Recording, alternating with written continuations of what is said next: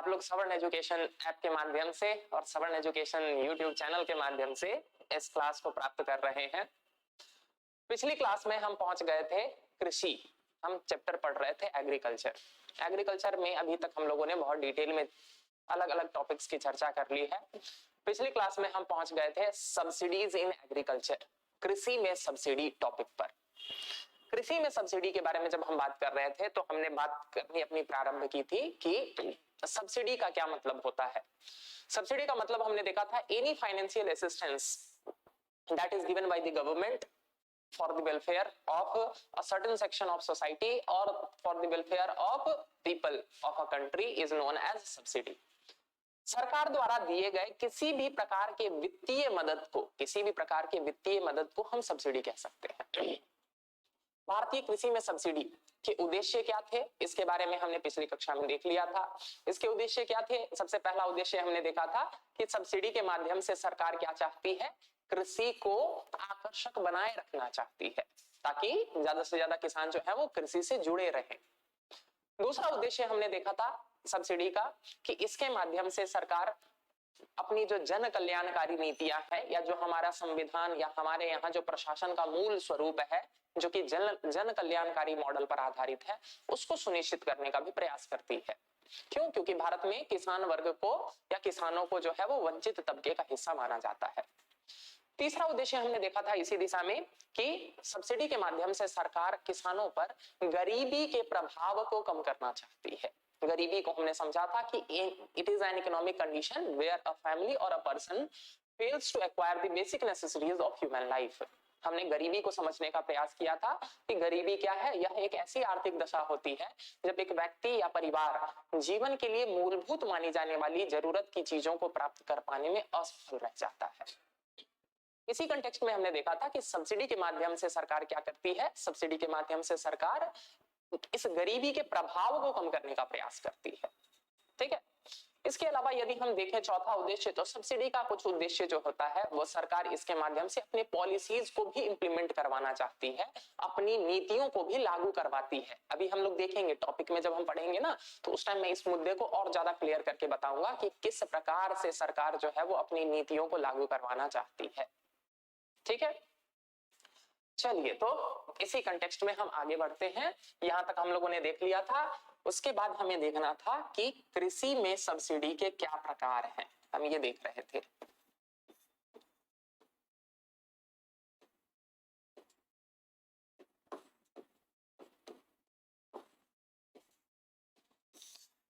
हम इसके प्रकार देखने का प्रयास कर रहे थे। प्रकार हमने क्या देखा था? हमने देखा था क्या कि सब्सिडी दो प्रकार के हो सकते हैं। पहले जिसको हम कहेंगे प्रत्यक्ष सब्सिडी,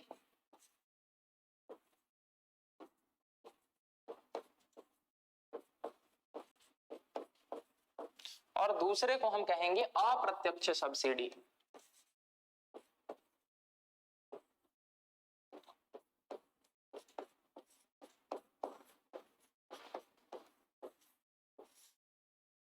प्रत्यक्ष सब्सिडी और अप्रत्यक्ष सब्सिडी क्या होती है, ये दोनों जरा बातों को समझने का प्रयास कीजिएगा। अप्रत्यक्ष सब्सिडी का क्या मतलब है? अप्रत्यक्ष सब्सिडी का सिंपल सा मतलब है कि मैं यदि सरकार हूं, आप यदि लाभार्थी हैं, आप यदि किसान हैं, तो सरकार डायरेक्टली आपको मदद ना करके वो किसी अन्य माध्यम से यदि आप तक मदद पहुंचवाती है तो इसको हम क्या कहेंगे? अप्रत्यक्ष रूप से। ठीक ना, इसको अप्रत्यक्ष रूप से मतलब मैं डायरेक्ट आपके खाते में ट्रांसफर नहीं कर रहा हूं, मैं डायरेक्ट आपको लाभ नहीं दे रहा हूं, मैं किसी अन्य माध्यम से आप तक लाभ पहुंचवाने की कोशिश कर रहा हूं, तो इसे क्या कहेंगे? इसे कहेंगे अप्रत्यक्ष। ठीक ना, तो ऐसी सब्सिडी जो डायरेक्टली किसानों को सरकार द्वारा नहीं दी जाती है, अप्रत्यक्ष रूप से सरकारों तक पहुंचाई जाती है, that is known as indirect subsidy. उसे ही क्या कहते हैं? उसे कहते हैं अप्रत्यक्ष सब्सिडी। क्या है अप्रत्यक्ष मतलब? उदाहरण क्या है, जरा बात को उसको समझिएगा। जैसे कि मान के चलिए आप लोग जानते होंगे क्या कि यूरिया एक महत्वपूर्ण जो है वो उर्वरक है जो कि कृषि में प्रयोग होता है। भारत में बहुत अधिक प्रयोग होने वाले उर्वरकों में से एक है यूरिया। एक बात बताइए, मान के चलते हैं क्या कि यूरिया की एक बोरी बनाने में कंपनी को या जो भी उत्पादन कर रहा है, उत्पादक को 500 रुपए लग रहे हैं। एक बोरी यूरिया बनाने में उसको 500 रुपए लग रहे हैं।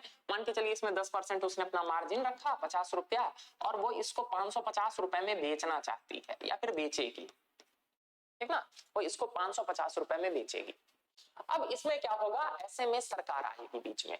सरकार क्या बोलेगी कि ऐसा करो, तुम्हारा कॉस्ट जो है वो 550 हो रहा है ना, तुम 550 रुपए में बेचना चाह रहे हो, तुम ऐसा करो कि तुम ये यूरिया जो है वो किसानों को एक बोरी 300 रुपए में बेच दो, 300 रुपए में तुम जो है बोरी बेच दो, ठीक।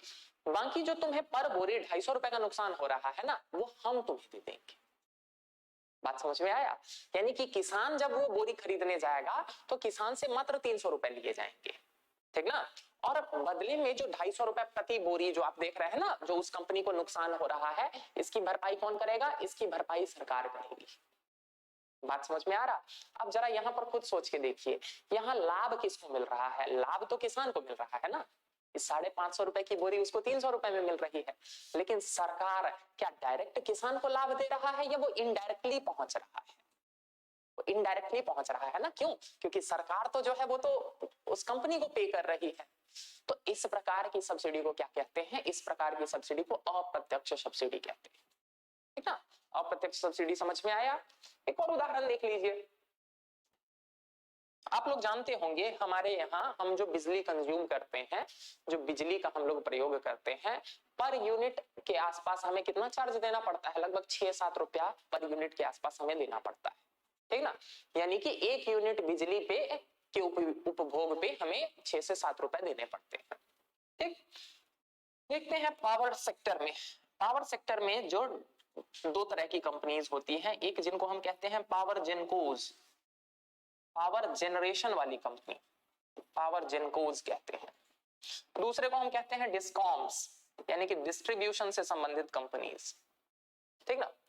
मान के चलते हैं कि पावर जेनको इसने क्या किया, 1 यूनिट बिजली के उत्पादन में इसकी लागत आई 3 रुपए, 3 रुपए इसको लागत आई, चाहे जैसे भी उत्पादन कर रही हो, चाहे वो मान के चलिए सोलर पावर प्लांट लगा के उत्पादन कर रही हो, चाहे थर्मल पावर प्लांट ताप विद्युत उपकरण के माध्यम से चाहे उत्पादन कर रही हो, जैसे भी उत्पादन कर रही हो, वो छोड़िए एक सेकंड के लिए। पावर जनरेशन में इसको 3 रुपए पड़ रहा है पर यूनिट, 3 रुपए पर यूनिट। वहीं दूसरी तरफ डिस्कॉम्स, ये डिस्ट्रीब्यूशन जो करते हैं, डिस्कॉम्स का मतलब होता है डिस्ट्रीब्यूशन, यानी कि वितरण से संबंधित कंपनी, जो वितरण करने का कार्य करती है, बिजली को हमारे घर तक पहुंचवाने का कार्य करती है। ऐसी कंपनीज को क्या कहा जाता है? ऐसी कंपनीज को डिस्कॉम्स या डिस्ट्रीब्यूशन से संबंधित कंपनी कहा जाता है। मान के चलिए इसका खर्च आ रहा है 1 रुपए के आसपास, 2 मान लेते हैं, 2 मान लेते हैं बस कैलकुलेशन के लिए, ऐसा कुछ हार्ड एंड फास्ट नहीं है।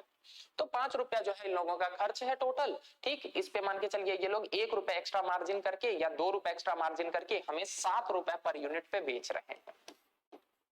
यही चक्र चल रहा है, ऐसे ही बिक रहा है बिजली। अब जरा सोच के देखिए, आपको पता भी होगा, यदि आप ग्रामीण क्षेत्र में चले जाइए तो फार्मर्स के लिए जो कनेक्शन होता है बिजली का, या फिर फार्मर्स के लिए जो बिजली का अलग से कनेक्शन होता है एग्रीकल्चर के पर्पज से, अरे फार्मर्स के लिए अपने घर के पर्पज से नहीं, एग्रीकल्चर के पर्पज से, कृषि के लिए जो उनको अलग से कनेक्शन दिया जाता है, उसमें पर यूनिट 1 रुपया, 1.5 रुपया, 2 रुपया ऐसे अलग अलग राज्यों में जो है वो चार्ज किया जाता है, ठीक ना। यानी कि उनको जो है वो कम दरों पर बिजली का उपभोग दिया जाता है या बिजली दी जाती है। अब मान के चलिए यदि 2 रुपए पर यूनिट पर यदि उनको दी जा रही है एग्रीकल्चर पर्पज से, कृषि के लिए, कृषि के लिए देखिए आम घर के उपयोग के लिए नहीं है, कृषि के लिए एग्रीकल्चर वाला कनेक्शन अलग होता है, ठीक ना। तो जरा सोच के देखिए, पर यूनिट जो इन कंपनीज को 5 रुपए का लॉस हो रहा है, 5 रुपए का लॉस हो रहा है ना, 7 रुपया में वो बेचना चाह रही थी लेकिन बेचना पड़ रहा है उसको 2 रुपए में। तो सरकार क्या कहती है? सरकार यहाँ आएगी बीच में और सरकार कहेगी कि कोई बात नहीं, तुम 2 रुपए में बेचो, तुम 2 रुपए में बेचो, 5 रुपया का जो तुम्हें पर यूनिट नुकसान हो रहा है ना, वो हम तुम्हें दे देंगे।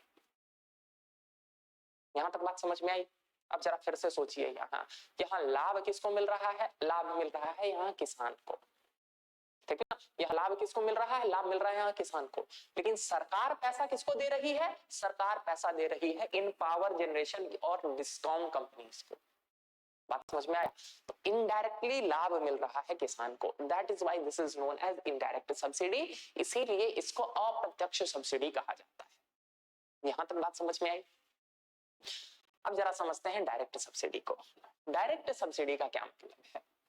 प्रत्यक्ष सब्सिडी, डायरेक्ट सब्सिडी का सिंपल सा मतलब है कि जो लाभार्थी है सरकार सीधे उसको मदद पहुंचा दे।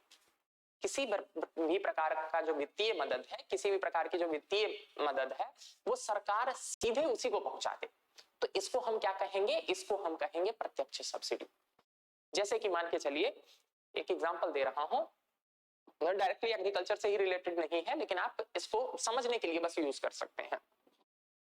जैसे अभी क्या होता है, हम जब एलपीजी का सिलेंडर लेने जाते हैं तो क्या होता है, हम एलपीजी का सिलेंडर लेते हैं, बदले में हम उसको क्या करते हैं? पे करते हैं। जो 1100 के आसपास रेट चल रहा है तो हम 1100 के आसपास उसको पे कर देते हैं। हम सिलेंडर लेके घर चले आते हैं। जब हम सिलेंडर लेके घर आते हैं तो उसी दिन या अगले दिन हमारे मोबाइल में मैसेज आता है, The LPG subsidy of this much amount has been credited to your bank account, है ना, कि एलपीजी सब्सिडी इतने इतने क्या बोलते हैं मात्रा, इतना पैसे का आपके बैंक खाते में जो है वो क्रेडिट कर दिया गया है। आपके फोन में मैसेज आ जाता है। क्या है वो एग्जांपल? वो है प्रत्यक्ष सब्सिडी का।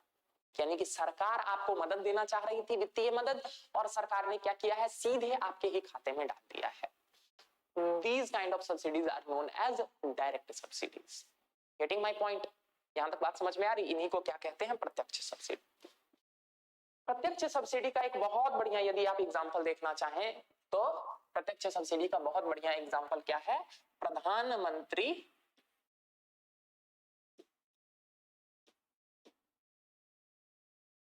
किसान सम्मान निधि।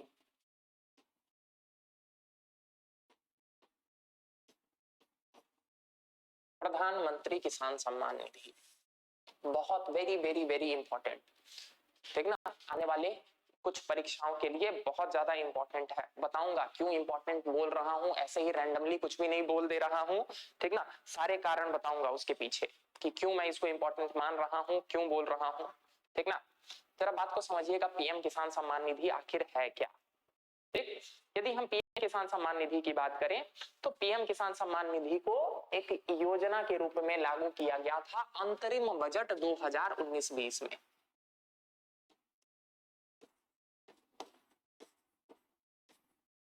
ये पॉइंट्स बहुत इंपॉर्टेंट हैं। अंतरिम बजट 2019-20 में इसको जारी किया गया था या लागू किया गया था। सबसे पहला क्वेश्चन जो आपके दिमाग में उठ रहा होगा कि सर अभी तक बजट बजट बजट बहुत सुना था, सर ये अंतरिम बजट कौन सी चिड़िया का नाम है? आप जो ये नया जो एक टर्म अपने लिख रहे हैं अंतरिम बजट, सर इस अंतरिम बजट का क्या मतलब है? सबसे पहला तो क्वेश्चन आपके दिमाग में यही आ रहा होगा। अंतरिम बजट, जरा बात को समझिएगा। अंतरिम बजट का मतलब होता है कि ये वो बजट होता है जो इलेक्शन वाले ईयर में जारी किया जाता है, यानी कि चुनाव वाले वर्ष में जो जारी किया जाता है। आपको पता होगा ये वो साल है जब इलेक्शन होना था, या जिस साल में क्या होना था? इलेक्शन, चुनाव होना था, ये वही साल है, इलेक्शन ईयर है। अब ऐसे में क्या होता है? ऐसे में ये एक्सपेक्टेशन पता नहीं होता है ना क्या कि चुन के कौन आने वाला है, चुन के कौन आने वाला है। और आपको तो ये पता ही होगा कि भारत में बजट जो है वो तो 1 फरवरी को ही जारी हो जाता है। ठीक, आगे डिटेल में बताऊंगा। 1 फरवरी को जो है वो भारत का यूनियन बजट जारी किया जाता है। अब ऐसे में क्या होता है कि पता नहीं है क्या कि किसकी सरकार आने वाली है, कौन सरकार बनाने वाला है। तो ऐसे में ये अपेक्षा होती है कि जो पिछली सरकार है ना, वो जब तक पूरा चुनाव प्रोसेस कंप्लीट ना हो जाए केवल तब तक के लिए बजट बनाए, ठीक ना, तब तक के लिए बजट बनाए। और जो अगली सरकार आने वाली है, चाहे वो सेम पार्टी की ही हो चाहे नई पार्टी की हो, उसको मौका मिलना चाहिए ना क्या कि जब वो सरकार बना के आए तो फिर वो अपने हिसाब से अपना बजट जारी करे। तो इसीलिए जब भी चुनावी वर्ष होता है तो उस दौरान क्या होता है? अंतरिम बजट जारी किया जाता है। इसके बारे में हम लोग अलग से चर्चा करेंगे। अभी यहां तक क्लियर हुआ? तो इसे अंतरिम बजट 2019-20 में लागू किया गया था। ठीक, अगली बात समझिए, दूसरा पॉइंट इसी से संबंधित क्या है? कि इसे पूर्ववर्ती रूप से जारी किया गया था, पूर्ववर्ती, रेट्रोस्पेक्टिवली, पूर्ववर्ती, ठीक, पूर्ववर्ती। एक सेकेंड,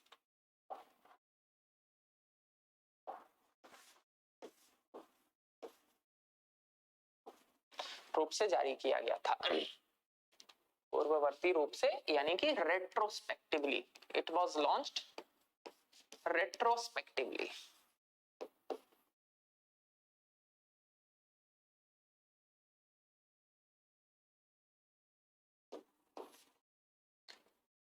बहुत इंपॉर्टेंट है ये स्टेटमेंट, ध्यान रखिएगा। ज्यादातर बहुत गिनी चुनी योजनाएं ही होती है, इनफैक्ट आप उंगलियों पे गिन सकते हैं जिनको रेट्रोस्पेक्टिवली जारी किया जाता है। रेट्रोस्पेक्टिवली का क्या मतलब है, यानी कि इस योजना की घोषणा हुई है 1 फरवरी को, 1 फरवरी 2019 को, लेकिन इसे लागू करने की बात की गई थी 1 दिसंबर 2018 से। इसको कब से लागू कर दिया गया, 1 दिसंबर 2018 से लागू किया गया, यानी कि पीछे से लागू किया गया, ठीक ना।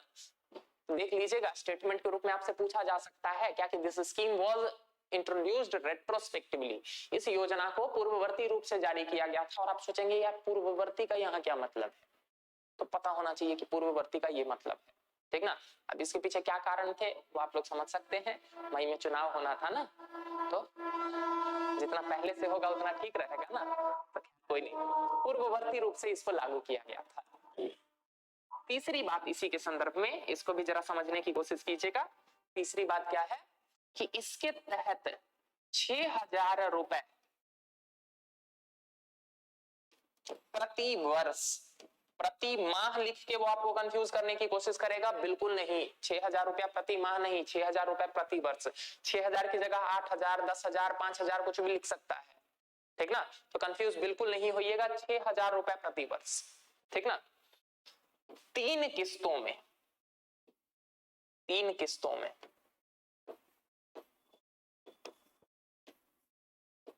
अब 3 किस्त है तो बट ऑब्वियस है कि ऑफ 3 किस्तों में 2-2 हजार रुपए के ईच, 3 किस्तों में दिए जाने की बात की गई थी। 6,000 रुपए 2-2 हजार की 3 किस्तों में दिए जाने की बात की गई थी। यहां तक बात समझ में आ रही। इतना ही नहीं, ये पॉइंट बहुत इंपॉर्टेंट है, इसको भी ध्यान रखिएगा। Initially the scheme was only meant for small and marginal farmers. प्रारंभ में यह योजना केवल छोटे एवं सीमांत किसानों के लिए, लघु एवं सीमांत किसानों के लिए जो है वो लागू की गई थी। सीमांत किसान किनको कहते थे मैं बता चुका हूं, ऐसे किसान जिनके पास 1 हेक्टेयर तक जमीन हो। लघु किसान किनको कहते थे, जिनके पास 1 से 2 हेक्टेयर तक जमीन हो। यहां तक बात समझ में आई। यानी कि प्रारंभ में जब इस योजना को लागू किया गया था तो इसके लाभार्थी केवल वे किसान थे जिनके पास जमीन 2 हेक्टेयर तक थी। बात समझ में आया। तो इनिशियली प्रारंभ में यह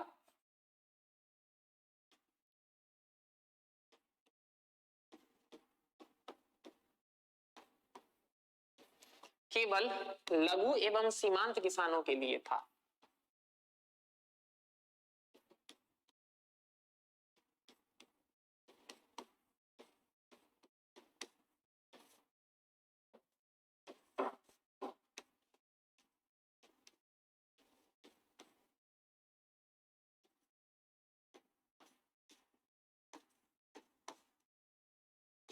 अब जरा देख लीजिएगा एक्चुअल एग्जाम में आपको फंसाने के लिए वो अलग अलग तरह के स्टेटमेंट्स बना सकता है।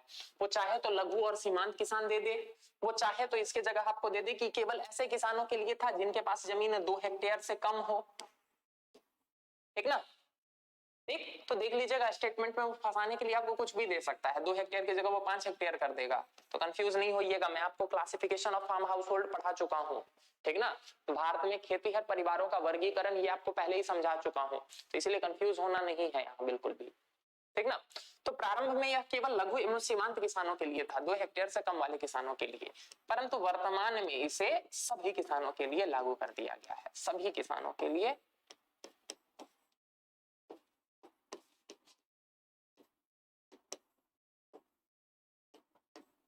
वर्तमान में इसे सभी किसानों के लिए लागू कर दिया गया है। उसी साल बाद में कर दिया गया था। क्यों? क्योंकि वही दिक्कत हो जाती है ना, लाभार्थी की पहचान कर पाना। यदि मान के चलिए कि केवल लघु एवं सीमांत किसानों को ही दे रहे हैं तो लघु एवं सीमांत किसानों की पहचान कर पाना एक कठिन कार्य था। तो फिर बाद में जो है वो सरकार ने सोचा कि इसको सभी किसानों के लिए लागू कर दो। 6,000 रुपया 3 किस्तों में भारत के सभी किसानों को, ठीक ना। अंतरिम बजट 2019-20 में, नाम से भी याद रह जाएगा अंतरिम सोच के, आप इतना तो याद रहेगा ही ना कि चुनाव कब हुआ था लास्ट, उससे भी अंदाजा लगा लीजिएगा, और पूर्ववर्ती रूप से, ठीक ना। ये पॉइंट भी याद रखिएगा। यदि इस बार के बजट की हम बात करें, बजट 2023-24 की यदि हम बात करें, तो बजट 2023-24 के अनुसार अभी तक 11.4 करोड़ किसान इस योजना का लाभ ले रहे हैं। 11.4 करोड़ किसान जो है वो इस योजना का लाभ ले रहे हैं। और बजट के अनुसार अभी तक यानी कि दिसंबर 2022 तक, ठीक, लगभग 2.2 लाख करोड़, 2.2 लाख करोड़ रुपया इस योजना के अंतर्गत क्या किया गया है, किसानों को हस्तांतरित किया जा चुका है, किसानों के खातों में डाला जा चुका है, ठीक ना। ये योजना याद रहेगी, इसके पॉइंट्स बिल्कुल ध्यान रखिएगा, बहुत इंपॉर्टेंट योजना है और इससे प्रश्न पूछे जाने की संभावना है। क्यों प्रश्न पूछे जाने की संभावना है? क्यों? क्योंकि बजट में गवर्नमेंट ने खुद इसकी चर्चा की है। तो सरकार खुद यदि किसी चीज की बार बार चर्चा कर रही है तो बट ऑब्वियस है, इट दैट बिकम्स इंपॉर्टेंट। वो जो है वो अपने आप किसी भी एग्जाम के पर्सपेक्टिव से महत्वपूर्ण हो जाता है। अब बात समझ में आई क्यों मैंने बोला था कि ये बहुत इंपॉर्टेंट है? ये क्लियर है? दिखा देता हूं बजट में कहां चर्चा मिलती है इसकी।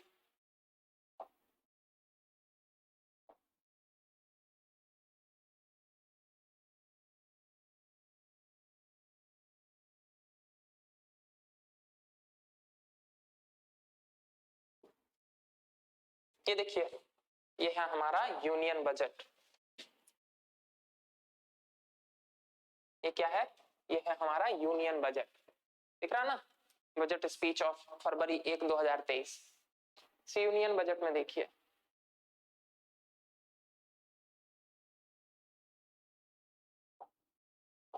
यहां देखिए अगले ही पेज में, सेकंड ही पेज पे गवर्नमेंट क्या चर्चा कर रही है?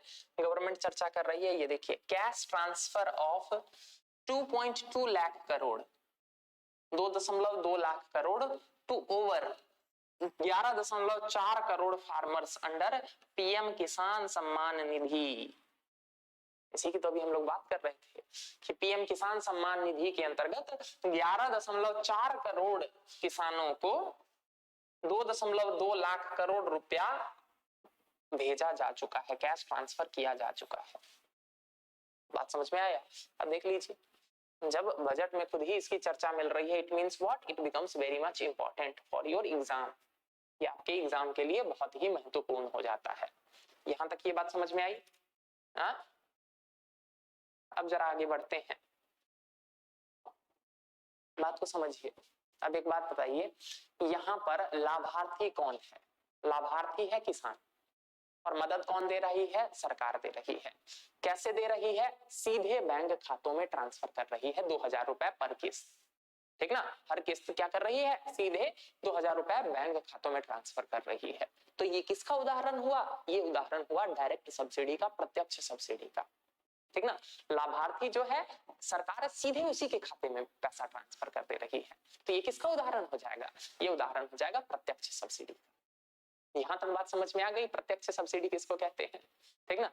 प्रत्यक्ष सब्सिडी सीधे आपको, मतलब सीधे लाभार्थी के खाते में। अप्रत्यक्ष सब्सिडी लाभ लाभार्थी को मिल रहा है लेकिन किसी और तरीके से, इनडायरेक्टली। यहां तक बात समझ में आ गई? प्रत्यक्ष सब्सिडी और अप्रत्यक्ष सब्सिडी। देखिए, दोनों के अपने फायदे हैं, दोनों के अपने नुकसान हैं। प्रत्यक्ष सब्सिडी और अप्रत्यक्ष सब्सिडी दोनों के अपने फायदे हैं, दोनों के अपने नुकसान हैं। अप्रत्यक्ष सब्सिडी की यदि हम बात करें, अप्रत्यक्ष सब्सिडी की यदि हम बात करें,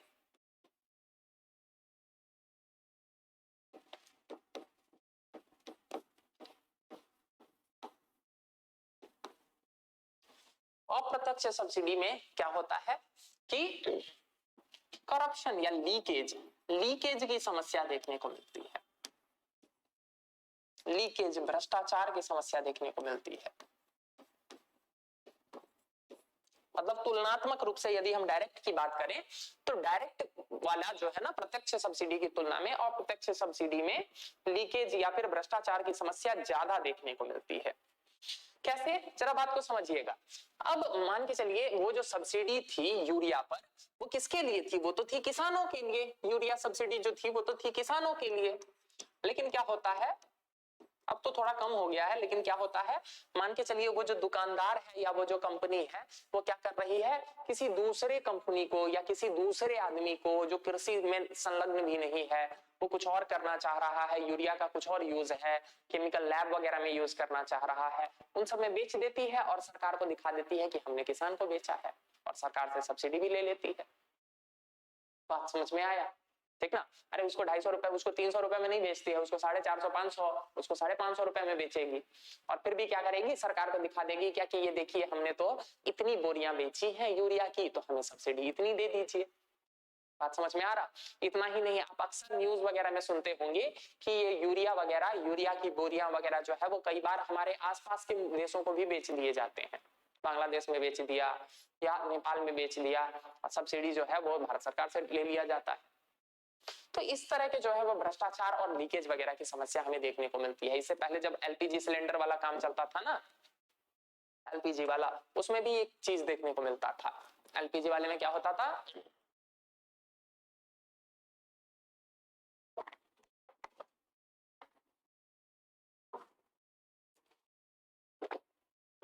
यदि आप लोगों में से कोई लोग आज से 10 साल, 12 साल, 15 साल पहले अगर किसी कोई अगर एलपीजी सिलेंडर लेने गया हो तो आप लोगों ने नोटिस किया होगा उस टाइम क्या होता था, उस टाइम आपके बैंक खाते में नहीं आता था। क्या होता था, आपको सब्सिडाइज्ड रेट ही देना पड़ता था। ठीक ना? आप सब्सिडाइज्ड रेट पर जो है वो पैसा ही देते थे और आपको सिलेंडर सीधे मिल जाता था। इसमें क्या होता था, वही ब्लैक बहुत होता था, ब्लैक मार्केटिंग बहुत होती थी। क्या होता था कि वो सिलेंडर किसी और को बेच दिया गया और सरकार से क्या बोल दिया जाता था कि हमने तो लाभार्थी को दिया है, और सरकार से सब्सिडी ले ली जाती थी। तो इस तरह की समस्याएं हैं, लीकेज और भ्रष्टाचार की समस्या है। ठीक, लेकिन लेकिन लेकिन अप्रत्यक्ष सब्सिडी की तरह ही प्रत्यक्ष सब्सिडी में भी कुछ समस्याएं हैं।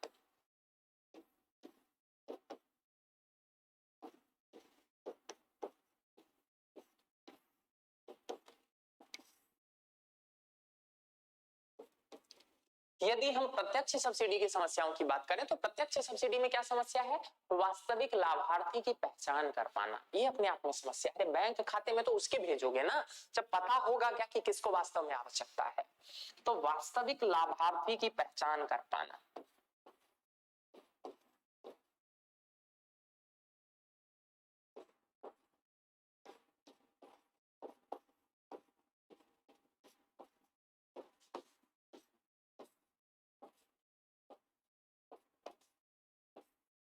ये है अपने आप में एक चुनौती, वास्तविक लाभार्थी की पहचान कर पाना। ठीक ना? प्रत्यक्ष सब्सिडी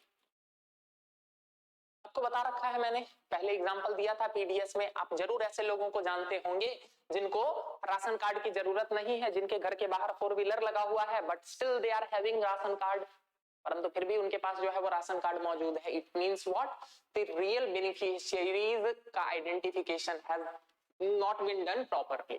सिंपल सा क्या मतलब है कि वास्तविक लाभार्थियों की ठीक से पहचान नहीं की जा पा रही है, तभी तो डायरेक्ट सब्सिडी में एक समस्या ये है, वास्तविक लाभार्थी की पहचान कर पाना। दूसरी समस्या यदि हम देखें तो प्रत्यक्ष सब्सिडी में ये भी है कि प्रत्यक्ष सब्सिडी तो तभी सफल हो पाएगी ना जब सभी के पास बैंक खाते होंगे। भारत में अभी भी फाइनेंशियल इंक्लूजन या वित्तीय समावेशन जो है वो 100% नहीं हो पाया है।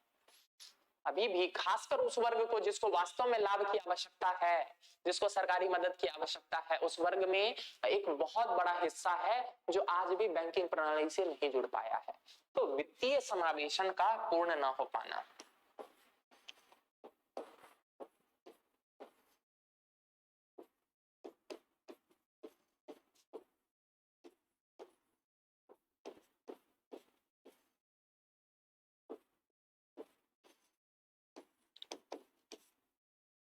पूर्ण न हो पाना,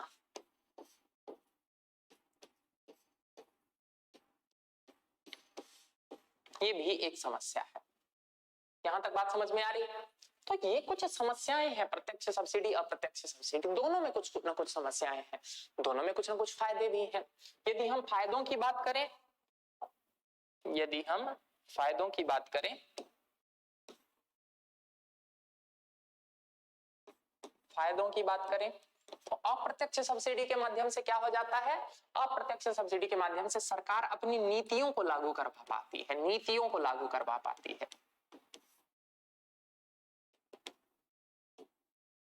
इस बात को थोड़ा सा ध्यान से यहां समझिएगा, नीतियों को लागू करवा पाती है मतलब क्या है यहाँ, मतलब है कि जरा सोच के देखिए, यदि सरकार चाह रही है कि यूरिया का जो है वो प्रयोग ज्यादा हो रहा है भारत में और यूरिया का प्रयोग जो है वो कम होना चाहिए, तो सरकार सिंपली क्या करेगी, जो इनडायरेक्ट सब्सिडी मिल रहा था यूरिया पर उसको क्या कर देगी, कम कर देगी। जैसे ही यूरिया महंगा हो जाएगा उसका उपभोग जो है वो धीरे धीरे कम हो जाएगा, ठीक है ना। तो इसके माध्यम से क्या करती है सरकार, अपनी नीतियों को लागू करवाती है। जैसे मान के चलिए कोई राज्य जो है ना, कोई राज्य सरकार, अभी बताऊंगा कि कृषि में सब्सिडी जो है वो राज्य सरकारें भी देती है और केंद्र सरकार भी देती है। जरा सोच के देखिए, यदि कोई राज्य सरकार है वो चाहती है कि उसके राज्य में इस बार गेहूं धान की बजाय जो है वो दलहन के उत्पादों का प्रोडक्शन ज्यादा हो, उत्पादन ज्यादा हो, दालों का उत्पादन ज्यादा हो। आप ही है मान के चलिए सरकार में, आप नियम बने हुए हैं, आपको जो है वो क्या करना है, या फिर मान के चलिए आप सलाहकार बने हुए हैं सीएम साहब के और आपको क्या करना है, उनको सुझाव देना है। तो आप सिंपली क्या बोलेंगे, आप बोलेंगे क्या कि सर ऐसा करते हैं कि दाल की बीजों पर सब्सिडी को बढ़ा देते हैं। अब दाल की बीजों पर यदि सब्सिडी बढ़ जाएंगी तो किसान आकर्षित होंगे ना दाल उगाने के लिए, ठीक ना। तो इनडायरेक्ट सब्सिडी को कई बार एक पॉलिसी इंप्लीमेंटेशन टूल के रूप में यूज किया जाता है। जैसे कि अगर आप लोगों को बताऊं तो यूनियन बजट 2019-20 में, यूनियन बजट नहीं वही इंतरिम बजट, इंतरिम बजट में, इंतरिम बजट 2019-20 में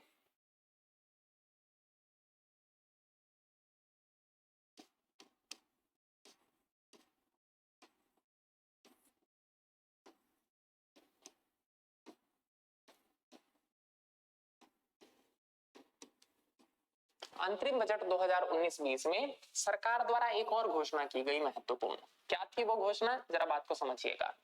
महत्वपूर्ण घोषणा ये की गई कि केसीसी, किसान क्रेडिट कार्ड, ऑलरेडी पढ़ा चुका हूं किसान क्रेडिट कार्ड, किसान क्रेडिट कार्ड के अंतर्गत यदि कोई किसान लोन लेता है, यदि कोई किसान कर्ज लेता है तो उसको 2% का इंटरेस्ट सबवेंशन, ठीक ना, 2% का ब्याज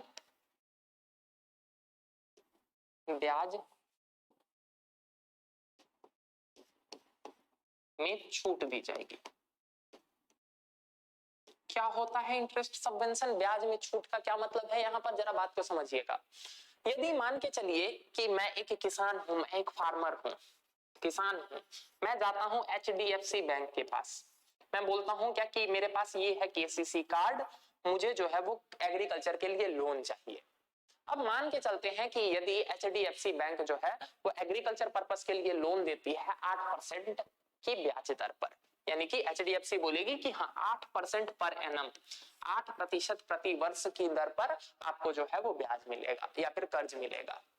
तो सरकार क्या कह रही है इंटरिम बजट के अंतर्गत कि 2% का इंटरेस्ट सबवेंशन देना होगा, यानी कि तुम जो है वो किसान से 8% नहीं, तुम किसान से 6% ही मांगोगे।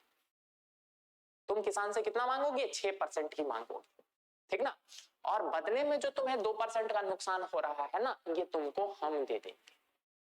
यानी कि सरकार बोलेगी कि HDFC बैंक तुम जो है ना किसान से 6% ही ब्याज लो और 2% का जो तुम्हें नुकसान हो रहा है ना वो किसान की बजाय हम दे देंगे तुमको। तो आप जरा बताइए ये किसका एग्जाम्पल हुआ, ये अप्रत्यक्ष सब्सिडी का हुआ ना। और जरा सोच के देखिए इसके माध्यम से सरकार क्या करवा रही है, सरकार पॉलिसी इंप्लीमेंटेशन करवाना चाह रही है। बात समझ में आया, इसके माध्यम से क्या होता है, सरकार पॉलिसी इंप्लीमेंटेशन करवाना चाहती है या पॉलिसी इंप्लीमेंट करवा रही है। कौन सी पॉलिसी, कि ज्यादा से ज्यादा किसान जो है वो इंस्टीट्यूशनलाइज्ड क्रेडिट ले, वो संस्थागत ऋण ले, साहूकारों सूदखोरों के चक्कर में ना पड़े, बैंकों के पास आकर लोन ले। ये बात समझ में आई? 2% का इंटरेस्ट सबवेंशन इंतरिम बजट में ही घोषणा की गई थी। इतना ही नहीं, सरकार ने इसी में आगे और क्या घोषणा की कि यदि किसान जो है वो टाइमली समय पर यदि ऋण का भुगतान करता है, समय पर यदि ऋण की किस्तें चुका रहा है,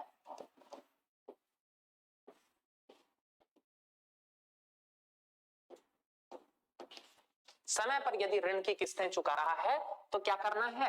3% का एडिशनल इंटरेस्ट सबवेंशन देना है, अतिरिक्त ब्याज में छूट देनी है 3% की। बात समझ में आया? यानी कि यदि टाइम पर पे कर रहा है तो फिर क्या करना है? एडिशनल, यानी कि किसान से 3% ही लेना है। मतलब वो जो लास्ट इंस्टॉलमेंट होगा ना उसमें एडजस्ट कर लिया जाएगा, और मतलब अल्टीमेटली जो है वो किसान के ऊपर कितना ब्याज होना चाहिए? तब 3% ही होना चाहिए।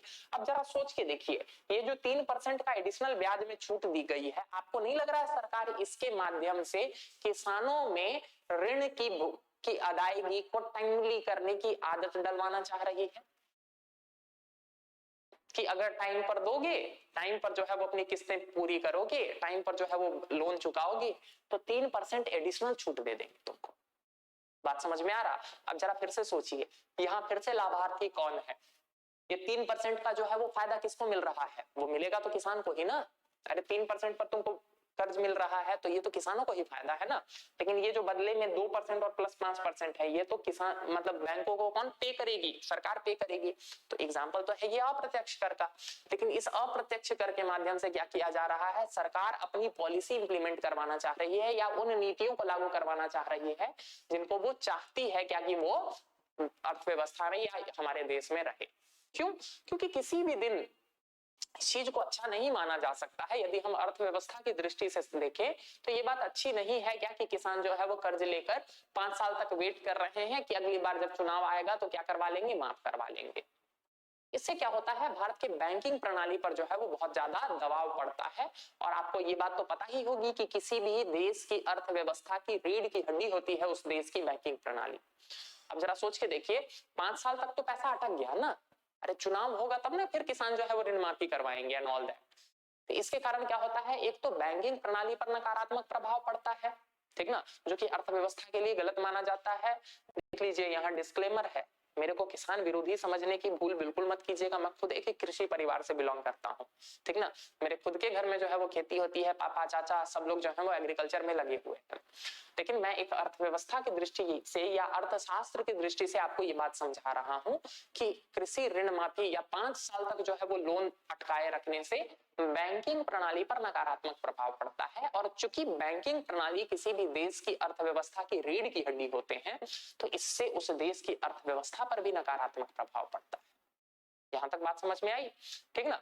और ये एक आदत भी बन जाएगी ना। जरा सोच के देखिए, यदि एक बार ऋण माफी तो बार बार राजनीतिक दलों को क्या है, उन लोगों को तो अपना चुनावी वादा, रेवड़ी एंड ऑल दैट वो एक दूसरा ही मुद्दा हो जाता है। सुप्रीम कोर्ट ने भी तो अब तो कह दिया है कि ये जो है रेवड़ी वाली पॉलिटिक्स को जो है वो बंद करो, रेवड़ी बांटने वाली पॉलिटिक्स को।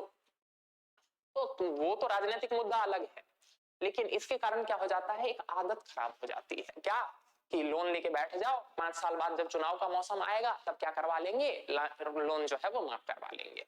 तो इसी आदत को समाप्त करने के लिए या फिर किसानों में जो है वो ऋण का समय पर भुगतान हो, इस आदत को डालने के लिए क्या किया जा रहा है? अप्रत्यक्ष सब्सिडी के रूप में इस उपकरण का प्रयोग किया जा रहा है, या इस विकल्प का प्रयोग किया जा रहा है। यहां तक बात समझ में आई? ये पॉइंट क्लियर है? कैसे अप्रत्यक्ष सब्सिडी के माध्यम से पॉलिसी इंप्लीमेंटेशन किया जाता है, बता रखा है, ठीक ना। इसके कारण क्या होता है ना, डायरेक्ट सब्सिडी में जो एक समस्या है उस समस्या का निदान हो जाता है। डायरेक्ट सब्सिडी में जो एक समस्या है वो क्या है? मिसयूज या फिर सब्सिडी के दुरुपयोग की।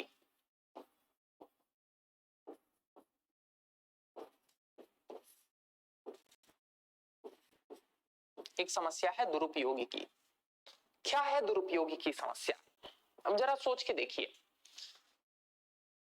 प्रधानमंत्री किसान सम्मान निधि 6,000 रुपए प्रति वर्ष जो है वो किसानों के खातों में जाना है। 2-2 हजार की 3 किस्तों में जाना है। सामान्यतः ये किस्तें ऐसे टाइम पीरियड पर निर्धारित होती हैं या ऐसे टाइम पीरियड पर दी जाती हैं जब या तो बुआई का मौसम चल रहा हो या कटाई का मौसम चल रहा हो। उद्देश्य क्या है कि बुआई कटाई में किसानों को जो खर्च होने वाला है उसमें सरकार की तरफ से कुछ मदद मिल जाए। ये उद्देश्य है पीएम किसान का। लेकिन जरा सोच के देखिए, मैसेज आया कि PM Kisan Samman Nidhi 2000 rupees has been credited into your bank account. ठीक ना, किसान ने देखा 2000 रुपए, या फिर मान के चलिए, मैं ऐसा नहीं बोल रहा हूं क्या कि सभी किसान ऐसा है, लेकिन फिर भी कुछ बहुत बड़ा एक हिस्सा है जिसमें अभी आज भी हमें ये देखने को मिलता है। देखा 2000 रुपए, तुरंत फोन घुमा दिया मित्र यारों को, क्या कि आइए आज शाम को बैठते हैं सब लोग। कहां बैठेंगे? आएगा, ठीक ना, साथ में चखना वगैरह का भी व्यवस्था होगा। ठीक, तो अब जरा सोच के देखिए, मिसयूज हो गया ना। वो 2000 रुपए दिए क्यों गए थे? वो 2000 रुपए दिए गए थे कि एग्रीकल्चर में यूज करो। लेकिन यदि खातों में सीधे पैसा ट्रांसफर किया जा रहा है तो सरकार फिर उसको रेगुलेट नहीं कर सकती है, उसको नियंत्रित नहीं कर सकती है कि उस पैसे का कैसे यूज हो रहा है। बात समझ में आया? वो 2000 रुपए दिया क्यों गया था? वो दिया गया था एग्रीकल्चर करने के लिए। ठीक ना, अब उस 2000 रुपए का किसी और चीज में यूज हो जा रहा है। मान के चलिए उससे उससे क्या किया जा रहा है? कपड़े खरीद लिए जा रहे हैं, घर में कुछ मरम्मत करवा लिया जा रहा है। मैं ऐसा नहीं बोल रहा हूं कि ये गलत है, लेकिन मैं ये बोल रहा हूं, आपको नहीं लग रहा है कि जिस मद में, जिस उद्देश्य से वो पैसा दिया गया था, उस उद्देश्य से उसका प्रयोग नहीं हो रहा है? बात समझ में आ रहा? तो ये मिसयूज भी है। अप्रत्यक्ष सब्सिडी के माध्यम से क्या होता है, अब जरा सोच के देखिए, यूरिया लोगे तभी तुमको ये सब्सिडी मिलेगी। बात समझ में आ रहा? तो ये फायदे होते हैं। लेकिन फिर इसमें क्या है नुकसान? नीतियों को तो लागू करवाया जाता है, लेकिन इसमें क्या फिर नुकसान हो जाता है? नुकसान हो जाता है कि मतलब जरूरत से ज्यादा उपयोग होने लग जाता है।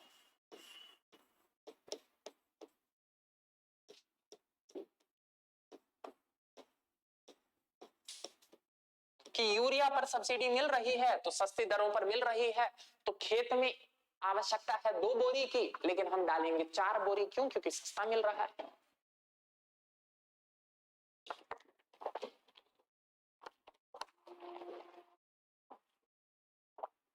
ठीक ना, ये फायदे नहीं है, ये नुकसान है। सॉरी, इसको मैंने दूसरे कलर से लिख दिया है, लेकिन इसको समझिएगा, ये एक तरह का नुकसान है कि जरूरत से ज्यादा उपयोग होने लग जाता है।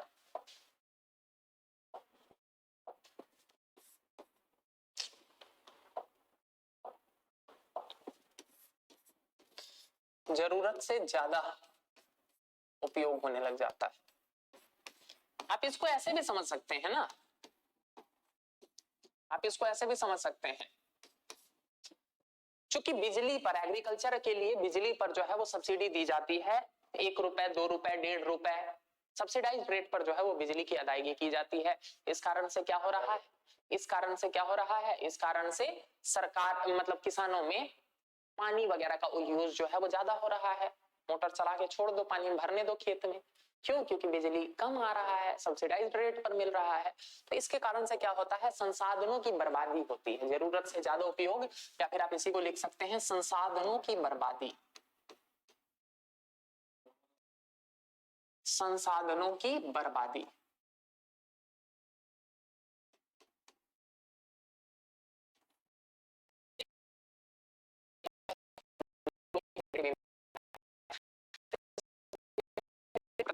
के फायदे में आपको फायदा दिखेगा कौन सा? सबसे बड़ा फायदा तो यही दिखेगा, क्या कि लीकेज की संभावना कम हो जाती है। इसीलिए तो बात की जाती है ना डीबीटी की। डीबीटी क्या है? Direct benefit transfer. डीबीटी क्या है? Direct benefit transfer. ऐसे समझिए, रुकिए।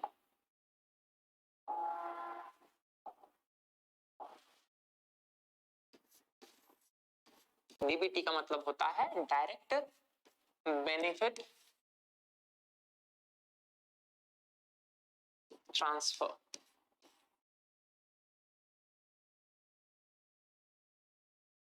प्रत्यक्ष लाभ का हस्तांतरण। प्रत्यक्ष लाभ हस्तांतरण।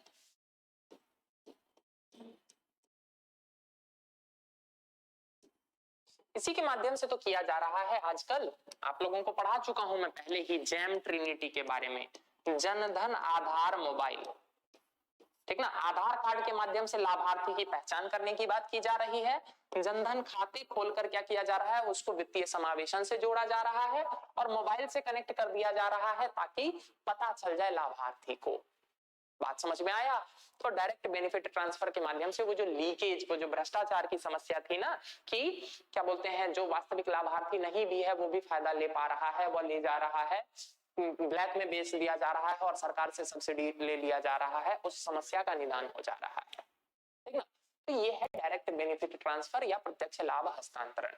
हमने यहाँ तक क्या देख लिया कि प्रत्यक्ष सब्सिडी में भी कुछ फायदे हैं, कुछ समस्याएं हैं, अप्रत्यक्ष सब्सिडी में भी कुछ फायदे और कुछ समस्याएं हैं, ठीक ना। भारत में कृषि के संदर्भ में सब्सिडी जो है वो केंद्र सरकार भी देती है और राज्य सरकार भी देती है।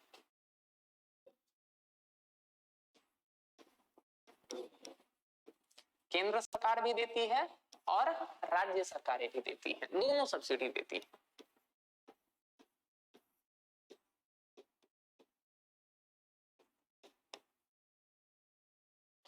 केंद्र सरकार की यदि हम बात करें तो अभी हमने जस्ट देखा जो सब्सिडी दी जा रही थी पीएम किसान के अंतर्गत, पीएम किसान सम्मान निधि को शॉर्ट फॉर्म में पीएम किसान भी बोल देते हैं। देख लीजिएगा पेपर में जो है वो कंफ्यूज बिल्कुल नहीं होइएगा, अगर पूरा नाम लिखा रहे तब भी ठीक है किसान सम्मान निधि, और अगर शॉर्ट फॉर्म में अगर उसको पीएम किसान भी लिख रखा है तो भी चलता है, उस नाम से भी ये प्रचलित है।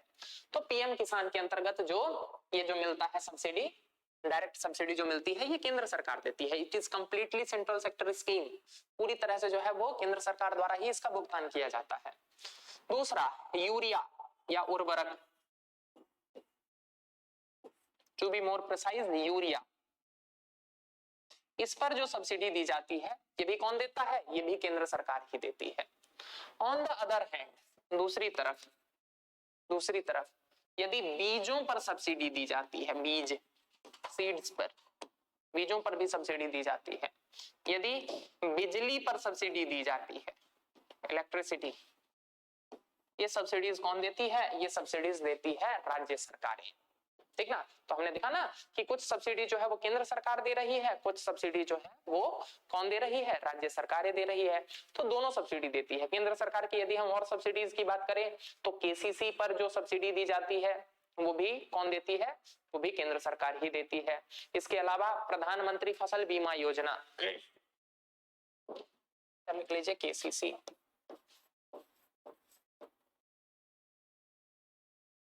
इसके अलावा एक महत्वपूर्ण योजना है जिसका नाम है प्रधानमंत्री फसल बीमा योजना।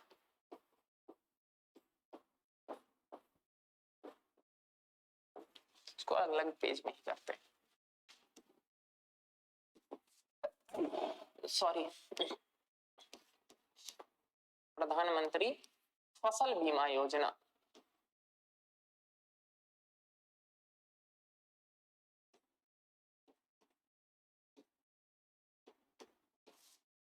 क्या है ये योजना, प्रधानमंत्री फसल बीमा योजना, ये क्या है, जरा बात को समझिएगा। प्रधानमंत्री फसल बीमा योजना है कि इसके अंतर्गत किसानों को क्या किया जाता है, उनकी फसल लग ना पाने की इस दशा में, फसल न लग पाने की दिशा में, फसल लग जाने के बाद यदि किसी तरह की आपदा आ जाती है, जैसे कि मान के चलिए यदि बाढ़ आ गया, सूखा आ गया, किसी ओलावृष्टि हो गई, चक्रवात तूफान आ गया, टिड्डों का अटैक हो गया, कोई जानवर ने तबाह कर दिया, नीलगाय घुस गए या फिर सुअर आ गए, वो जंगली सुअर, उन्होंने जो है वो फसल को तबाह कर दिया, किसी भी कारण से यदि फसल बर्बाद हो जाती है, ठीक है, फसल के दौरान या फिर फसल कटने के बाद भी, फसल कटने के 7 दिन बाद तक भी यदि किसी कारण से फसल में बर्बादी हो गई, जैसे मान के चलिए फसल काट के रख रखा है, तब तक क्या हो गया, बारिश हो गई और सारे जो है वो फसल बर्बाद हो गई, या मान के चलिए ओलावृष्टि हो गई, किसी भी कारण से यदि फसल कटने के बाद भी यदि 7 दिन तक अगर फसल में कुछ भी नुकसान हो जाता है, बर्बादी हो जाती है, तो तीनों ही कंडीशन में क्या किया जाता है, फसल का इंश्योरेंस किया रहता है, तो किसानों को कुछ मुआवजा दिया जाता है तीनों कंडीशन में। यानी कि प्री हार्वेस्ट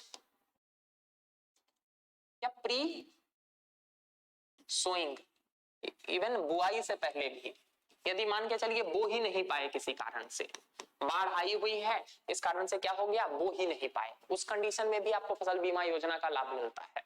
बुआई ही नहीं हो पाए, बुआई से पूर्व भी इसी कारण से जो है वो आप बो ही नहीं पाए।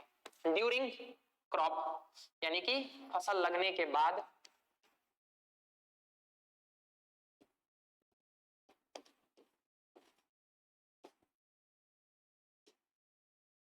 फसल लगने के उपरांत, ठीक ना, किसी भी तरह का प्राकृतिक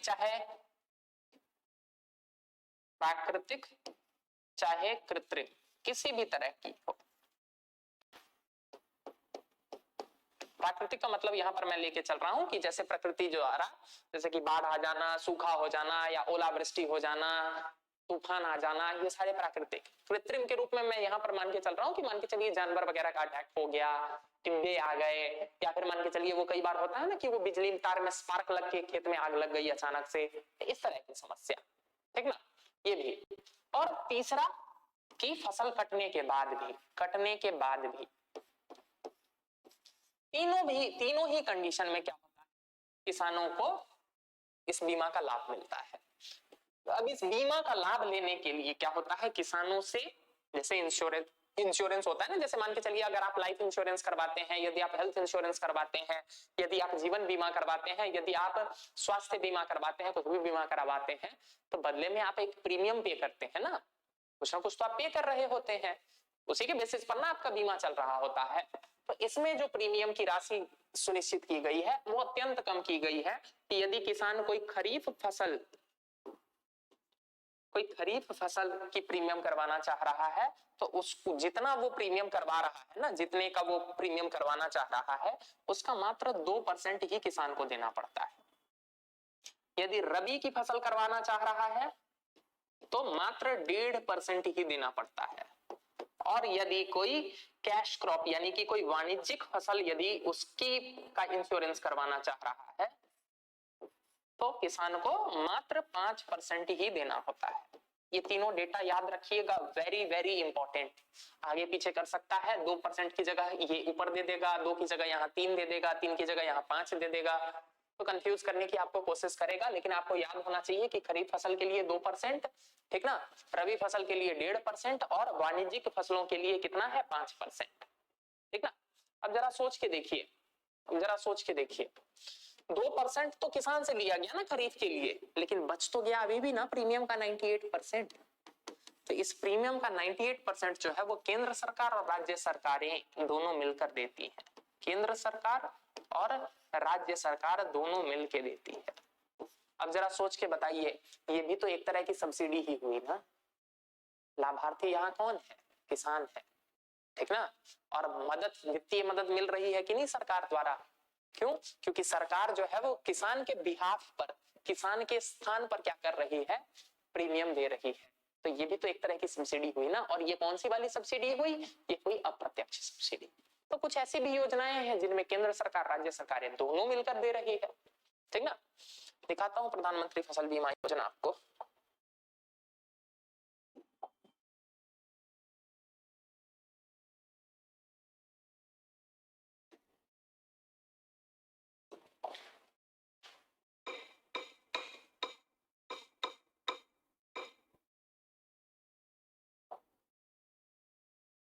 देखिए प्रधानमंत्री फसल बीमा योजना,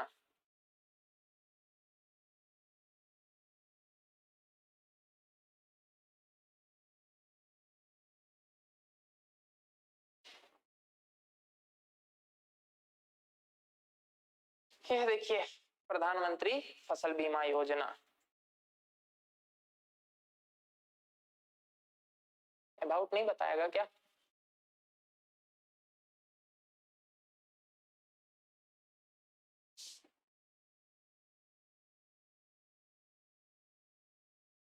कृषि मंत्रालय, रखिए देखता हूँ किसी और पर बढ़िया बता रहा है।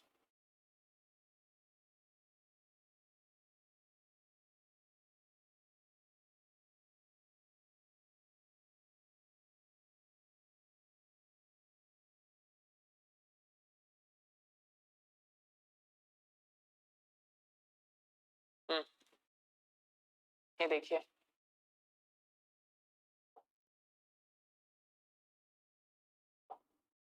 क्या दिखा रहा है यहाँ,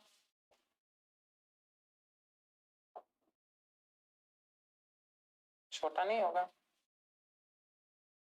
कोई नहीं, यहीं देखिएगा। ये देखिए, प्रधानमंत्री फसल बीमा योजना शुरू की गई खरीफ 2016 से ही चल रही है।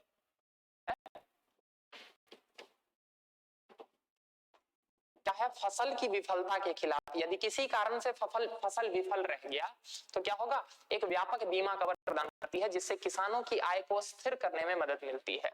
ठीक ना, ये सभी प्रकार के खाद्य तिलहन फसलें वाणिज्यिक और व्यावसायिक सबके लिए जो है वो लागू है। ठीक ना, इसमें जो है वो रेट नहीं दे रखा, रेट दिखाना चाह रहा हूं आप लोगों को, देखिए एक दूसरे में देखते हैं।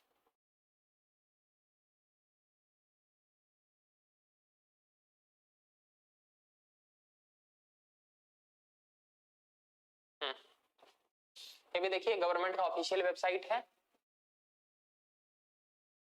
इसमें मिल जाएगा। ठीक,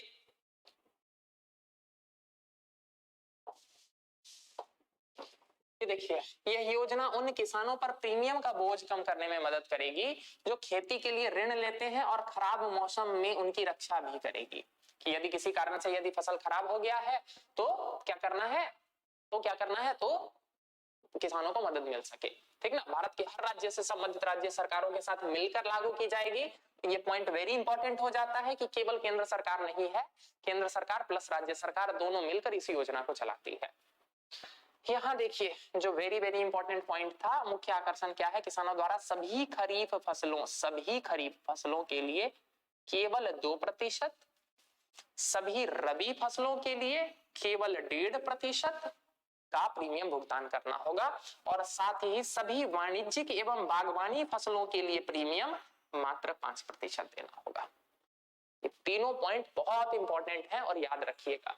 ठीक ना, दरें बहुत कम है, शेष प्रीमियम का भुगतान सरकार द्वारा किया जाएगा ताकि किसी भी प्रकार की प्राकृतिक आपदाओं में फसल पूर्ण बीमित राशि मिल सके।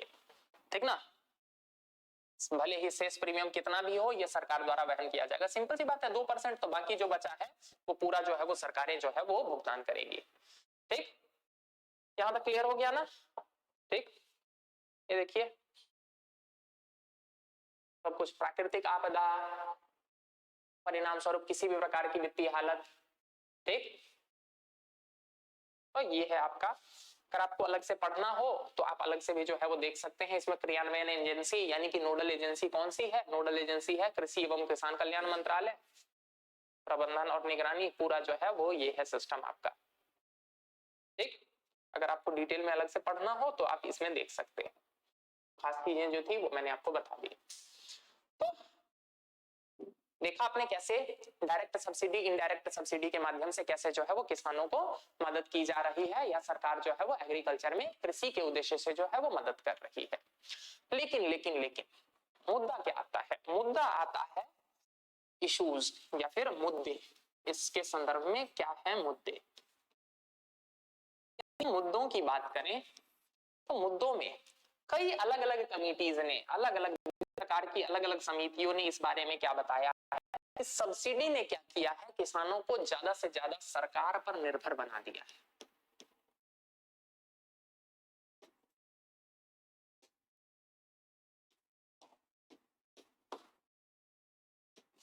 क्या किया है, सरकार पर निर्भर बना दिया है। अलग अलग कमेटी, बहुत सारी कमेटी गठित की गई है इस दिशा में। शांता कुमार कमेटी हो गई, इसी कंटेक्स्ट में जो है वो मान के चलिए नीति आयोग का वो स्ट्रेटजी @75, इन सब कमेटी ने अपने अपने अध्ययन के माध्यम से यही निष्कर्ष निकाला है कि सब्सिडी के ये पूरा जो सिस्टम चल रहा है इसने क्या किया है, किसानों को सरकार के ऊपर जरूरत से ज्यादा निर्भर बना दिया है। अब जरा सोच के देखिए ना कि इस साल जो है वो यूरिया पर सब्सिडी मिल गई, क्या किसान को अगले साल फिर जरूरत नहीं पड़ेगी, क्या उसके अगले साल किसान को फिर जरूरत नहीं पड़ेगी। तो केवल सब्सिडी मात्र देते रहने से गरीबी के प्रभाव को कम किया जा सकता है, गरीबी को हमेशा के लिए समाप्त नहीं किया जा सकता है। गरीबी को समाप्त करने के लिए आवश्यक क्या है कि किसानों को आत्मनिर्भर बनाओ, किसानों को इतना समर्थ बना दो कि उनको सरकार के ऊपर निर्भर रहने की आवश्यकता ही ना पड़े। बात समझ में आया? तो अलग अलग कमिटीज ने इस दिशा में इंगित किया है या इस पॉइंट को नोटिस किया है क्या कि सरकार के ऊपर अत्यधिक निर्भरता के कारण जो है वो किसान जो है वो गरीब रह रहे हैं या उनके ऊपर निर्भरता बनी रही है। ठीक ना? तो अलग अलग कमिटीज ने इस दिशा में यही सजेशन दिया है कि सरकार को धीरे धीरे अपनी सब्सिडीज को कम करना चाहिए, अचानक से नहीं। अचानक से यदि विड्रॉ कर देंगे तब तो फिर क्या हो जाएगा, किसान जो है उनको समर्थन की आवश्यकता है। तो धीरे धीरे क्या करो, सब्सिडी को कम करो और वही जो सब्सिडी तुम कम कर रहे हो ना, उसी को किसानों को आत्मनिर्भर बनाने में लगाओ। उससे क्या करो, कैपिटल इन्वेस्टमेंट करो, किसानों को कुछ स्किल्स प्रोवाइड करो, किसानों के मतलब कृषि से संबंधित अवसंरचनाओं का निर्माण करो, मतलब सिंचाई की नई सुविधाएं उपलब्ध कराओ, नई योजनाएं चलाओ जिससे किसानों को फायदा मिल सके और किसान मतलब आत्मनिर्भर बन सके। बात समझ में आ रहा? निर्भरता को खत्म कम करना है धीरे धीरे और आत्मनिर्भरता को बढ़ाना है किसानों में, ये है उद्देश्य। ठीक ना? तो आपसे यदि सॉल्यूशन इस मुद्दे पर कुछ भी आप लिख रहे हो ना, तो आपका कंक्लूजन इसी दिशा में आना चाहिए, क्या कि किसानों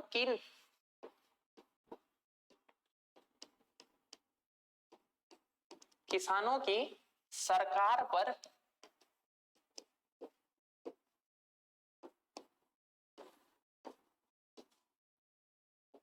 निर्भरता को कम करना है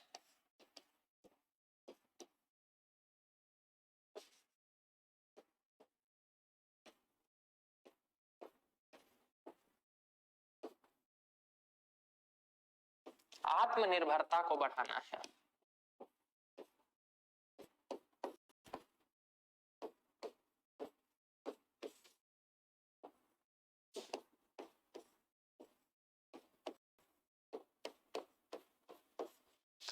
अब कैसे बढ़ेगी आत्मनिर्भरता? आत्मनिर्भरता के लिए वही बताया ना कि जो फंड जो कट कर रहे हो तुम सब्सिडी के रूप में जो कट कर रहे हो उसी को यूज करो, किसानों को स्किल्स संबंधित नए इंफ्रास्ट्रक्चर डेवलपमेंट में, सिंचाई की सुविधाएं उपलब्ध करवाने में, बिजली का कनेक्शन ठीक से दिलवाने में, ये सारी चीजों में जो है वो सी को प्रयोग करो। तो क्या हो जाएगा, किसान जो है वो धीरे धीरे आत्मनिर्भर। सिंपल सी बात है, आप ऐसा सोचिए ना कि किसी बच्चे को चलना सिखाना है तो कभी ना कभी तो उसका हाथ छोड़ना पड़ेगा ना। जीवन भर आप उसकी उंगली पकड़ के चलाते रहिएगा तो वो बच्चा कभी भी चलना सीख नहीं पाएगा। मेरी बात समझ में आ रही? यदि आप एक बच्चे को जीवन भर उंगली पकड़ के ही चलाते रहिएगा तो वो कभी अपने पैरों पर खड़ा रहना नहीं सीख पाएगा, आपको कभी ना कभी उसका हाथ छोड़ना ही पड़ेगा। ठीक ना? लेकिन धीरे धीरे छोड़ेंगे, पहले ज्यादा सहारा देते थे अब कम सहारा देंगे, फिर धीरे धीरे हाथ छोड़ेंगे। तो यही है, अलग अलग समिति ने इस दिशा में यही सुझाव दिया है कि सब्सिडी को धीरे धीरे कम करना चाहिए और किसानों को आत्मनिर्भर बनाना चाहिए ताकि वो क्या रहे, वो सरकार के ऊपर निर्भर कम रहे। ठीक ना? सरकार के ऊपर उनकी निर्भरता धीरे धीरे कम हो। ये पॉइंट समझ में आया? ठीक, तो ये था हमारा सब्सिडी के संदर्भ में पूरा विचार विमर्श, पूरी जो है वो हमारी चर्चा सब्सिडी के संदर्भ में। अब हम आगे बढ़ते हैं, जब सब्सिडी हो गया है तो एक छोटे से टॉपिक को और देखते हैं, विच इज व्हाट हमारे सिलेबस में सिंपली मेंशन्ड है, विच इज कृषि के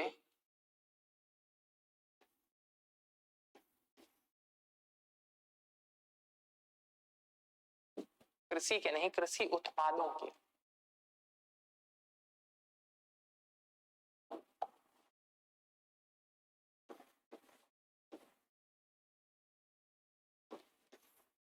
कृषि उत्पादों के भंडारण,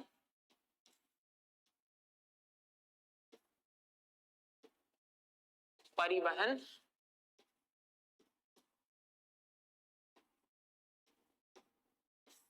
एवं विपणन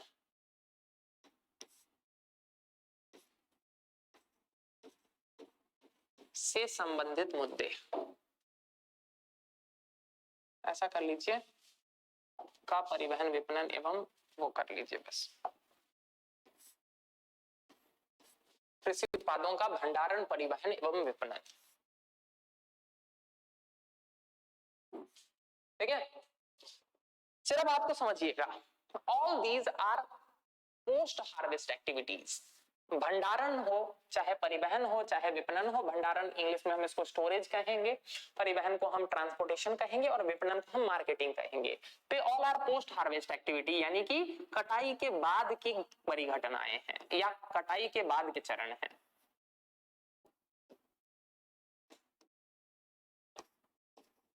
आपके सिलेबस में सीधे मेंशन्ड है, यूपीएससी के सिलेबस में सीधे मेंशन्ड है ये, इसीलिए जो है इसको अलग से करवा रहा हूं, इस पर क्वेश्चन भी आ जाते हैं।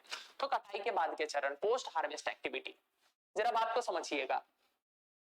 यदि हम एग्रीकल्चर को डिवाइड करें तो एग्रीकल्चर में कुछ होती है प्री हार्वेस्ट एक्टिविटी और ब्रॉडली क्लासिफाई करते हैं पोस्ट हार्वेस्ट एक्टिविटी में। Pre harvest and post harvest क्या है? Pre harvest and post harvest, pre harvest activities में वो सारी गतिविधियां आती है जो फसल की कटाई से पूर्व होती है, जैसे कि क्या है, खेत को तैयार करना बुआई के लिए, अरे वो ट्रैक्टर वगैरह चलवा के या फिर वो बैल वगैरह से जो भी करवा के क्या करना है, खेत को फसल के लिए तैयार करना, it is also a pre harvest activity. इसके अलावा बीजों की बुआई करना, ठीक ना, पानी यानी कि सिंचाई करना, इसके अलावा क्या है, उर्वरकों का प्रयोग करना, समय पर उर्वरक डालना, कीटनाशकों का प्रयोग करना, कृषि का संरक्षण करना, ये सारी चीजें क्या है, ये सारी चीजें हैं प्री हार्वेस्ट एक्टिविटी यानी कि कटाई से पूर्व की गतिविधियां। लेकिन एक बार कटाई हो गई है, कटाई हो चुकी है, अब कटाई के बाद की एक्टिविटी को हम कहते हैं पोस्ट हार्वेस्ट एक्टिविटी। अब इसके बाद क्या होगा कि उस जो फसल जो कट चुकी है उसको जो है वो सही तरीके से भंडारित करना, आसपास के क्षेत्र में या फिर घर पे कहीं भी भंडार करना, भंडार करके रखना, ठीक ना। यदि मान के चलिए उनको बाजार में बेचना है, बाजार में पहुंचाना है, तो फिर क्या करना है, उनको ट्रांसपोर्ट करना, उनका परिवहन सुनिश्चित करना। परिवहन के माध्यम से आप ये भी कर सकते हैं, यदि बाजार ना हो तो आप किसी कोल्ड स्टोरेज में रखवाना चाह रहे हैं तो वहां भी, यदि किसी गोडाउन में रखवाना चाह रहे हैं, आपके घर पे इतनी सुविधा नहीं है कि आप स्टोर करके रख सके, तो उसके लिए भी हमें किसकी आवश्यकता होती है, हमें परिवहन की आवश्यकता होती है, ठीक ना।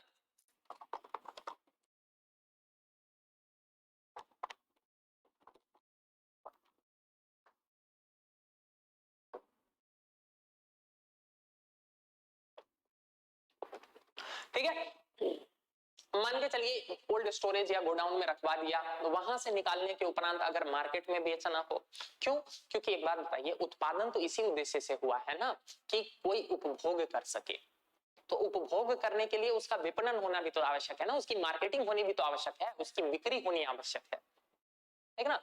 तो these all R post harvest activity, ये सभी किस चरण में आते हैं, पोस्ट हार्वेस्ट एक्टिविटी यानी कि फसल कटाई के बाद के चरण में आते हैं, ठीक ना। यदि हम बात करें तो भारत में कृषि जब से रही है, एग्रीकल्चर की बात जब से आती है तब से इन सब के बारे में हमें चर्चाएं देखने को मिलती है।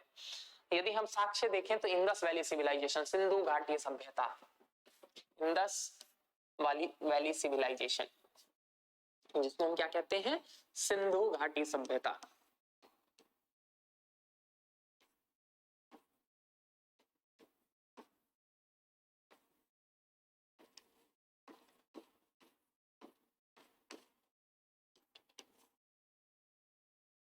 यदि हम सिंधु घाटी सभ्यता की बात करें, पढ़िएगा आप लोग, एंशिएंट हिस्ट्री जब पढ़ाया जाएगा ना तो उस टाइम डिटेल में पढ़ाया जाएगा। बाकी आप लोगों ने यदि मोहनजोदारो मूवी देखी है, अरे वो ऋतिक रोशन वाली मोहनजोदारो, ठीक ना, अगर मूवी देखी होगी, नहीं देखी होगी तो कहीं ना कहीं तो पढ़ाई होगा, ऐसा थोड़ी है क्या कि बचपन से आज तक आपने सिंधु घाटी सभ्यता सुना ही नहीं।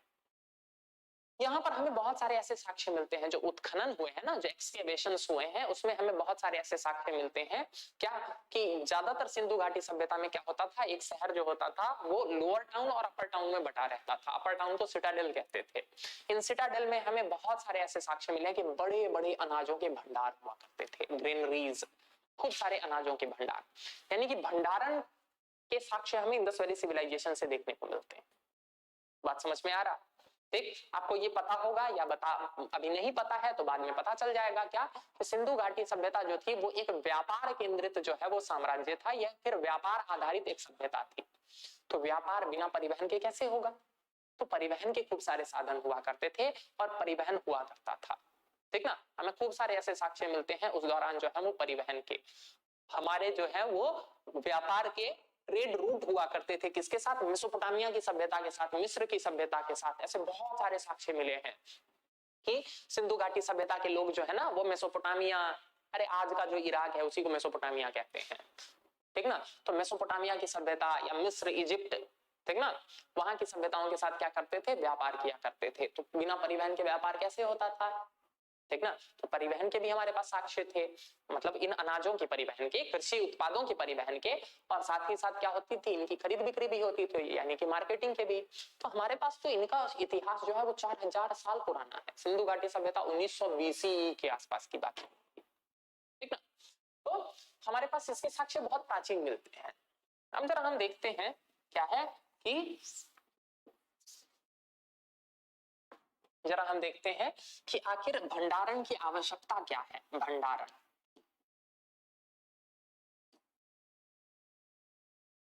आवश्यकता, या इसी को आप महत्व के रूप में भी कन्वर्ट करके लिख सकते हैं, आवश्यकता या महत्व। आखिर इसका महत्व क्या है, क्यों जरूरी है भंडारण। सबसे पहला महत्व भंडारण का क्या है, सबसे पहला महत्व भंडारण का क्या है कि भंडारण के माध्यम से क्या होता है कि कृषि उत्पादों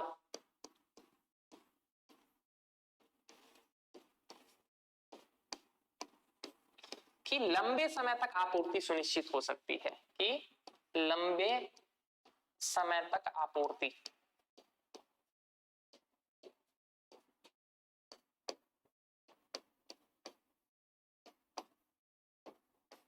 आपूर्ति सुनिश्चित हो सकती है, ठीक ना। भंडारण सबसे पहली आवश्यकता क्या है, सबसे पहला इसका महत्व क्या है कि कृषि उत्पादों की लंबे समय तक आपूर्ति सुनिश्चित हो सकती है। जरा बात को समझिएगा, इसको मैं एग्जांपल के साथ समझाने की कोशिश कर रहा हूं कि मान के चलिए कि गेहूं का ही एग्जांपल लेते हैं। अभी कटाई हुई है, मार्च अप्रैल में कटाई हुई है गेहूं की। और जरा सोच के देखिए, यदि हमारे पास गेहूं के भंडारण करने की सुविधाएं नहीं होती तो इसका क्या मतलब है कि गेहूं जो उत्पादन हुआ है उसका उपभोग कर लो अगले 1-2 महीने में, नहीं तो खराब हो जाएगा। लेकिन यदि हमारे पास भंडारण की सुविधा है तो क्या है, हम सालों भर, पूरे साल जो है वो गेहूं की रोटी खाते हैं ना। हाँ, तो ये भंडारण की सुविधाओं के कारण ही तो संभव हो पा रहा है, ठीक ना। तो भंडारण की सुविधाओं के कारण पहला तो क्या होता है कि कृषि उत्पादों की लंबे समय तक आपूर्ति सुनिश्चित हो पाती। दूसरा इसका फायदे की यदि हम बात करें तो इसका दूसरा फायदा जो है वो क्या है कि इसके कारण कृषि आधारित उद्योगों को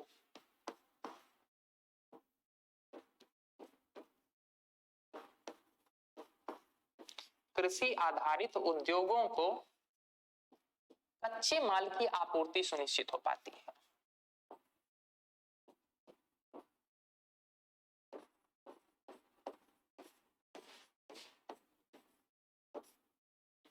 ठीक ना, को कच्चा माल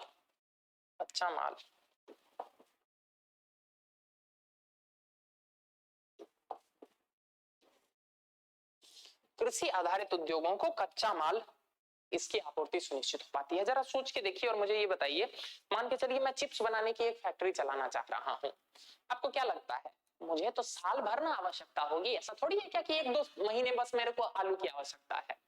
तो ऐसे में मेरे पास जो है वो भंडारण की सुविधाओं का होना आवश्यक हो जाता है, या फिर कहीं ना कहीं जो है वो भंडारण की सुविधाएं हो जहां पर आलू को जो है वो लंबे समय तक स्टोर करके रखा जा सके, तभी तो मुझे जो है वो रॉ मटेरियल की सप्लाई सुनिश्चित हो पाएगी, ठीक ना।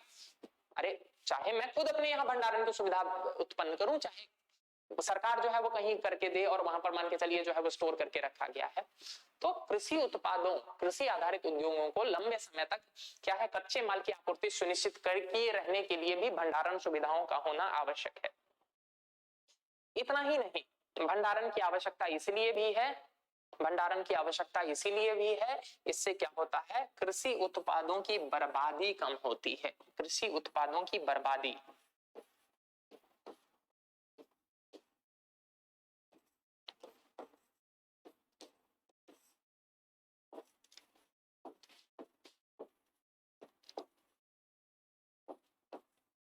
से कृषि उत्पादों की बर्बादी कम होती है, वेस्टेज ऑफ एग्रीकल्चरल कमोडिटी।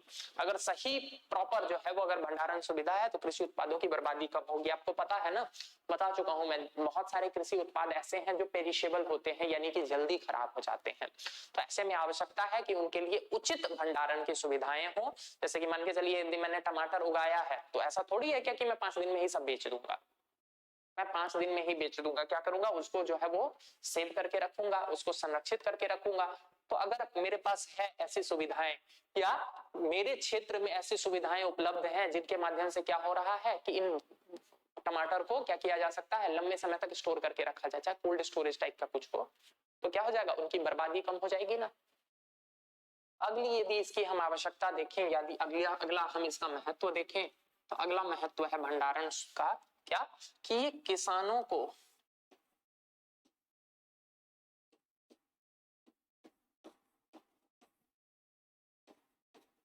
हड़बड़ी में माल बेचने से रोकता है।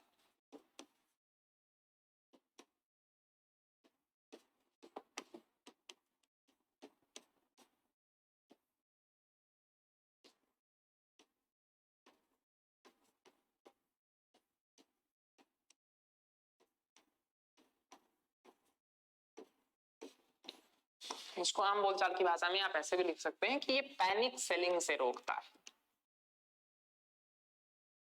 पैनिक सेलिंग का यहाँ क्या मतलब है, पैनिक सेलिंग का यहाँ सिंपल सा मतलब है कि अगर मान के चलिए मैं किसान हूं और मेरे पास भंडारण की सुविधाएं ही नहीं है, मैंने आलू तो उगा लिया है लेकिन मेरे पास रखने की जगह नहीं है, ठीक ना, या फिर मेरे आसपास के क्षेत्र में ऐसी कोई सुविधाएं ही नहीं है कि मैं इस आलू को लंबे समय तक स्टोर करके रख सकूं। तो इसके कारण क्या होगा, इसके कारण सिंपल सा क्या होगा कि मुझे आलू को जो है वो मार्केट में जल्दी से जल्दी बेच देना होगा। क्यों, क्योंकि नहीं तो वो खराब हो जाएंगे, वो सड़ जाएंगे, जिसके कारण क्या होता है किसानों को औने पौने दाम पर जो है वो अपना माल बेचने के लिए मजबूर होना पड़ता है। This is what is known as panic selling. लेकिन यदि मान के चलिए मेरे क्षेत्र में या मेरे पास जो है यदि भंडारण की सुविधाएं होंगी तो मैं अपने प्रोडक्ट को आराम से रोक सकता हूं, मैं रखूंगा अपने आप उस प्रोडक्ट को आराम से उस टाइम रखूंगा जब मुझे सही प्राइस मिल रहा होगा, जब मुझे सही कीमत मिल रही होगी, मैं उस टाइम मार्केट में अपने प्रोडक्ट को बेचूंगा। मैं क्यों पैनिक सेलिंग करूं, ठीक ना। तो एक भंडारण का एक महत्व बड़ा ये भी है कि इसके कारण क्या होता है, पैनिक सेलिंग से किसानों को सुरक्षा मिलती है, ठीक ना।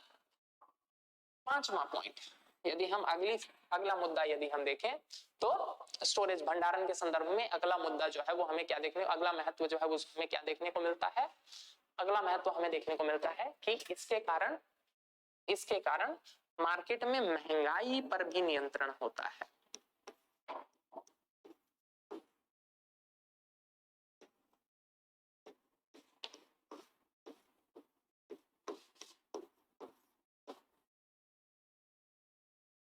जरा बात को समझिएगा, महंगाई पर नियंत्रण कैसे होता है। आपको मैं पहले ही पढ़ा चुका हूं महंगाई वाले चैप्टर में कि महंगाई जो है वो डिमांड एवं सप्लाई, ठीक ना, मांग एवं आपूर्ति पर आधारित होता है। अब जरा सोच के देखिए, प्याज या मान के चलिए टमाटर का ही एग्जांपल ले लें, टमाटर और की सप्लाई और डिमांड में जो है वो एक बैलेंस है, लेकिन जरा सोच के देखिए कि भंडारण की सुविधाएं नहीं है तो इसका क्या मतलब हुआ कि हर सीजन में टमाटर की बराबर आपूर्ति जो है वो सुनिश्चित नहीं हो पाएगी। तो जिस भी मौसम में टमाटर की आपूर्ति मांग को मीट नहीं कर पा रही है या मांग के बराबर नहीं है, उन मौसमों में क्या होगा, टमाटर की कीमतें आसमान छूने लग जाएंगी। बात समझ में आ रहा, क्यों, क्योंकि हर मौसम में भारत में हर फसल की उपज नहीं होती। तो ऐसे क्या होता है, भंडारण सुविधाओं का उपलब्ध हो पाना या भंडारण सुविधाओं के माध्यम से क्या किया जाता है कि उन प्रोडक्ट को लंबे समय तक संरक्षित रखा जाता है, जिससे जिस मौसम में उनकी आपूर्ति या उनका उत्पादन नहीं होता है उन मौसमों में भी उनकी कीमतों को आसमान तक पहुंचने नहीं दिया जाता है। गेटिंग माय पॉइंट, ये पॉइंट समझ में आया। मान के चलिए, एक सेकंड एग्जांपल के लिए मैं बोल रहा हूं कि मान के चलिए क्या कि अभी अप्रैल से लेकर मई या जून तक जो है वो टमाटर की फसल नहीं होगी। एक सेकंड के लिए मान लेते हैं कि नहीं लगती है, क्यों, क्योंकि लोग जो है वो खीरा ककड़ी वगैरह लगाने में लग गए हैं, ठीक ना, तरबूज खरबूज जायद का सीजन आ गया है ना, तो जायद के सीजन में क्या कर रहे हैं, वो खीरा ककड़ी वगैरह लगाने में कर रहे हैं। अब जरा बात को आप खुद सोच के देखिए, अब इसके कारण क्या होगा कि अचानक से मार्केट में सप्लाई जो है वो तो कम हो जाएगी, टमाटर की सप्लाई कम हो जाएगी। तो अब जब टमाटर की सप्लाई कम हो जाएगी, डिमांड उतना ही है, तो क्या हो जाएगा, प्राइस जो है वो आसमान छूने लग जाएगा। लेकिन इसी कंडीशन में आप जरा सोच के देखिए, क्या कि हमारे पास ऐसी कुछ सुविधाएं होती कि यदि हम टमाटर वगैरह को थोड़ा सा कंजर्व करके रखते या प्रिजर्व करके रखते कुछ एक महीना तक, कुछ ऐसे कोल्ड चेन वगैरह होते क्या होते जिनके माध्यम से क्या करते, अगर हम उनको प्रिजर्व करके रख सकते थे, 15-20 दिन भी अगर प्रिजर्व करके रख सकते थे, तो वो जो महंगाई अचानक से बढ़ती उसको कुछ हद तक तो नियंत्रित कर लेते ना। बात समझ में आ रहा। तो खाली भंडारण से नहीं, भी देखेंगे परिवहन, मार्केटिंग वगैरह सब देखेंगे, तीनों साथ काम करेंगे ना। लेकिन ये पॉइंट समझ में आया कि कैसे भंडारण के माध्यम से जो है वो महंगाई को नियंत्रित करने का प्रयास किया जाता है, इन्फ्लेशन को कर्व करने का प्रयास किया जाता है। ठीक,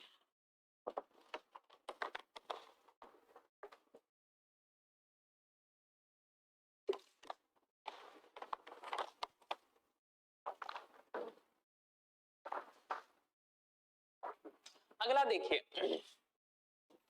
भंडारण के कारण, भंडारण के क्या कारण क्या होता है, रोजगार के नए अवसर भी उत्पन्न होते हैं।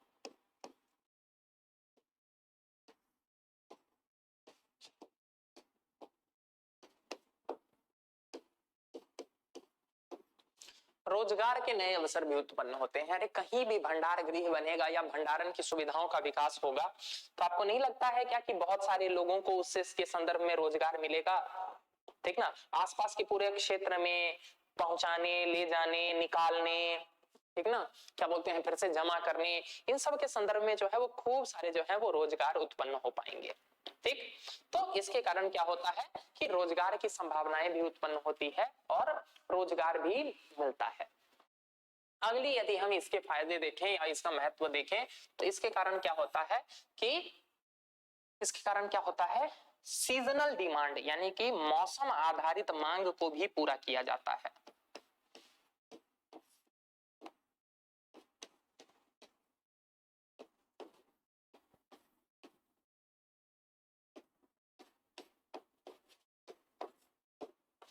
मतलब क्या है मौसम आधारित मांग का, जरा बात को समझिएगा।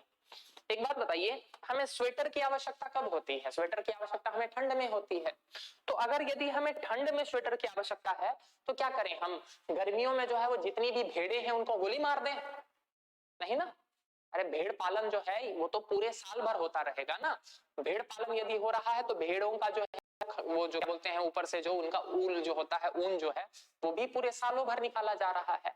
तो आप जरा सोच के देखिए, हमें मांग होगी या हमें आवश्यकता होगी मौसम आधारित मांग यानी कि ठंड में, लेकिन उसके लिए क्या करना होगा, हमें साल भर स्टोर तो करके रखना होगा ना बाकी ऊन को, काम उस टाइम चाहे हो, लेकिन हमें जरूरत तो उसकी पहले भी पड़ेगी ना, उसकी किसी और मौसम में भी तो पड़ेगी ना।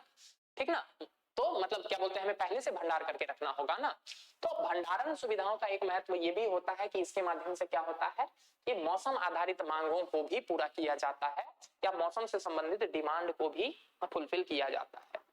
ठीक ना, तो ये थे कुछ महत्व जो इससे संबंधित हैं, जो कि किससे संबंधित थे, भंडारण से संबंधित थे। जरा हम देखते हैं आखिर चुनौतियां क्या हैं, व्हाट आर वेरियस चैलेंजेस, चुनौतियां क्या हैं भंडारण सुविधाओं में।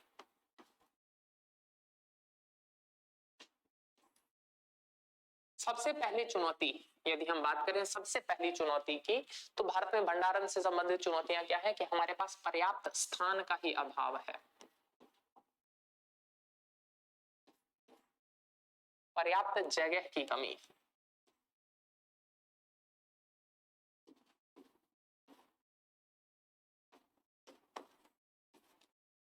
ठीक, पर्याप्त जगह की कमी, हमारे यहाँ जितना उत्पादन होता है और जितना ज्यादा हमें स्टोरेज की आवश्यकता है उसकी तुलना में काफी कम है हमारे यहाँ, जिस कारण क्या होता है, हमारा बहुत सारा अनाज जो है ना वो इधर उधर पड़ा रहता है, इधर उधर वेस्ट हो रहा होता है। मैंने आपको पहले भी ये इमेजेस दिखाए होंगे, एक बार फिर से देख लीजिए।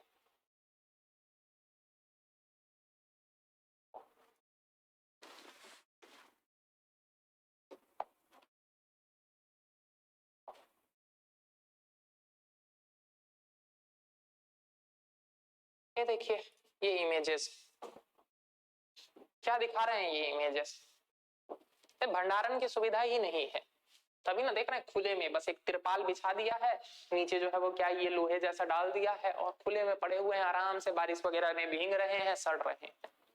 क्यों? क्योंकि हमारे पास पर्याप्त भंडारण की सुविधाएं ही नहीं है। देख रहे हैं अनाज कैसे बर्बाद हो रहा है। ठीक, से खूब सारे आप इमेजेस देख सकते हैं, देख रहे हैं कितना कितना अनाज जो है ये देखिए खुले में पड़ा हुआ है। चाचा जो है वो इसके ऊपर जो है वो मॉर्निंग वॉक कर रहे हैं। ठीक, ये देख लीजिए, इतना जो अनाज जो हमारा बर्बाद हो रहा है खुले में पड़ा हुआ है। इट मींस व्हाट कि हमारे पास जो है वो भंडारण की सुविधाओं की कमी है, तभी तो ये खुले में पड़ा हुआ है। ये बात समझ में आ रही है? खुले में पड़े होने के पीछे क्या कारण है? यही कारण है कि हमारे पास पर्याप्त भंडारण की सुविधाओं की कमी है। ये देखिए इमेजेस, खाली तिरपाल से ढक के जो है वो छोड़ देते हैं। ठीक, तो सबसे पहली समस्या हमारे पास क्या आती है भंडारण के संदर्भ में? हमारे पास पर्याप्त भंडारण की सुविधाएं नहीं है, तभी ना इस नाले के पास ऐसे रखा हुआ है। ये देखिए तालाब में तैर रहा है अनाज, इतने मेहनत से उगाया गया अनाज जो है वो तालाब में तैर रहा है। ठीक, तालाब नहीं, ये बारिश का पानी से जो है वो ऐसी दशा बन गई है। ठीक ना, देख रहे हैं ऐसे खूब सारे एग्जांपल, आप जितना देखना चाहें उतना आपको दिखेगा। देख रहा फूड ग्रेन्स कैसे बर्बाद हो रहा है और कुछ लोगों को खाने के लिए भी नहीं मिलता। चलिए, तो सबसे पहली समस्या हमने देखी। आप लोगों को समस्या पता रहेगा तभी तो आप लोग जब कल बनिएगा तब आपसे यही तो उम्मीद है कि आप इन समस्याओं का सुधार कीजिएगा, इनका निदान कीजिएगा। तो पर्याप्त जगह की कमी सबसे पहली समस्या।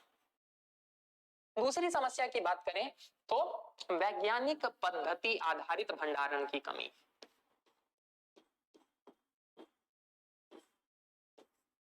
वैज्ञानिक पद्धति आधारित भंडारण का अभाव।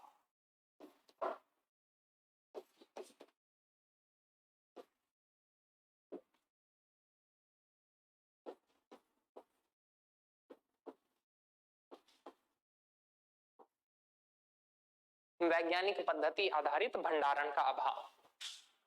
जरा इस बात को समझिएगा, क्या है वैज्ञानिक पद्धति आधारित भंडारण का अभाव? अब जरा खुद सोच के देखिए, हमारे गांवों में जो लोग गांवों से बिलोंग करते हैं ना, आपको गांवों में ऐसी संरचनाएं देखने को मिलेंगी, आज भी देखने को मिलेंगी कि घर में किसी एक कमरे में इस तरह का जो है वो कुछ बना रहता है मिट्टी का, जिसको हम क्या बोलते हैं, अलग अलग राज्यों में अलग अलग क्षेत्रों में अलग अलग नाम होता है।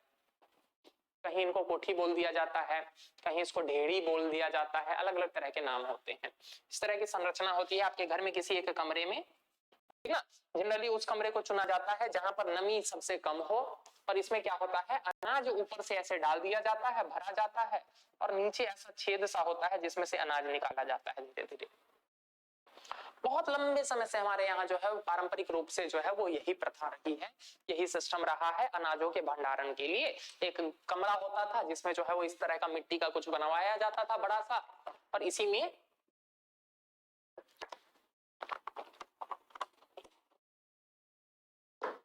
अनाज को भंडारित करके रखा जाता था। अरे मैं वो भूसा घर की बात नहीं कर रहा हूँ, वो दूसरा था, वो दूसरा है भूसा घर। मैं यहाँ पर वो अनाज के लिए बात कर रहा हूँ, अनाज के लिए घर में रखा जाता था। अगर नहीं पता होगा अपने माता पिताजी से जाके पूछिएगा या चाचा जी वगैरह से पूछिएगा, वो लोग जरूर बताएंगे। इस तरह की व्यवस्थाएं अलग अलग क्षेत्रों में देखने को मिलती रही है। अब जरा देखिए इसमें क्या होता है, इसमें होता है FIFO. What is this FIFO system? इसको बोला जाता है अनाज के भंडारण के संदर्भ में एडवांस्ड तरीका, FIFO.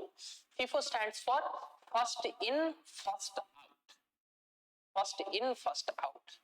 What is this first in first out? अब जरा सोच के देखिए, इस तरीके से यदि ऊपर से जो अनाज डाला गया है तो सबसे पहले तो यही अनाज नीचे गया ना, और नीचे से जब निकाला जाएगा तो सबसे पहले कौन सा अनाज निकलेगा? जो सबसे पहले अंदर गया था। फर्स्ट इन जो हुआ था वही सबसे पहले आउट होगा। तो this is known as FIFO system, ठीक ना। लेकिन हमारे यहाँ पर क्या देखने को मिलता है, हमें अनाजों के भंडारण में हमें देखने को मिलता है कि we lack this system in our storage system, we lack this FIFO system.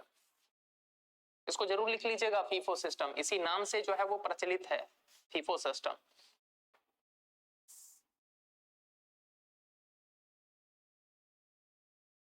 ठीक, हमारे यहाँ क्या देखने को मिलता है, ये देखिए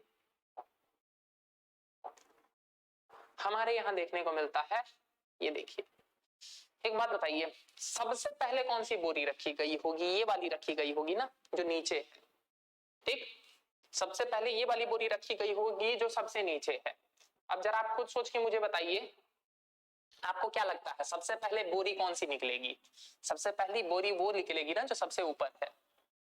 या फिर जो ऊपर में है, पहले बोरी तो वही निकलेगी। वो भी छोड़िए, एक बात सोच के देखिए, पीछे, इसके पीछे वाले लाइन में, अरे ये तो सबसे आगे वाला लाइन हो गया ना, इसके पीछे वाले लाइन में जो बोरियां रखी गई हैं वो इन बोरियों से पहले रखी गई है। हाँ, लेकिन वो निकलेंगी कब? वो सबसे बाद में निकलेंगी। वो बाद में निकलेंगी जब ये आगे वाली लाइन सब पूरी खत्म हो जाएगी ना, तब वो निकलेंगी। यानी कि हमारे यहाँ फीफो सिस्टम नहीं चलता है। हमारे यहाँ जो भंडारण होता है ना, इट लैक्स फीफो सिस्टम। इसमें फर्स्ट इन फर्स्ट आउट का सिस्टम चलता ही नहीं है, जिसके कारण क्या होता है, कि हमारे यहाँ जो स्टार्टिंग में जो अनाज की बोरियां रख दी गई, जैसे कि ये जो नीचे चली गई है ना, अब ये क्या होंगी, ये अनाज के रूप में बाहर नहीं निकलेंगी, ये चट्टान के रूप में बाहर निकलेंगी। बात समझ में आ रहा? वो नीचे दबी दबी जो है वो खराब हो जाएंगी, सड़ जाएंगी, बर्बाद हो जाएंगी। तो ये है lack of proper scientific storage facility. इसी के लिए कहा जाता है, विदेशों वगैरह में जो है ना, यूएसए वगैरह में बात की जाती है कि वहां पर अनाज का भंडारण जो है ना वो इस तरह के कंटेनर में किया जाता है। इसमें क्या होता है, ऊपर से अनाज डालते हैं और नीचे से जो है वो निकालने की सुविधाएं होती है। तो इसमें क्या होता है, जो फर्स्ट इन हुआ, यानी कि जो अनाज सबसे पहले डला ना, वही सबसे पहले बाहर निकला, वही सबसे पहले आउट हुआ। इसी को क्या कहते हैं, फीफो। बस ये टर्म मेंशन जरूर कीजिएगा, भंडारण पर आंसर लिख रहे होंगे तो आप ये टर्म जरूर मेंशन कीजिएगा, FIFO, first in first out. ठीक, lack of proper scientific storage facility is another challenge. ये अपने आप में जो है वो एक समस्या है जो भारत में देखने को मिलती है स्टोरेज के संदर्भ में। यदि हम अगली समस्या की बात करें इसी दिशा में, यदि हम इसी दिशा में अगली समस्या की बात करें तो वो अगली समस्या क्या है, अगली समस्या है कि भारत में भंडारण के क्षेत्र में निजी निवेश की कमी।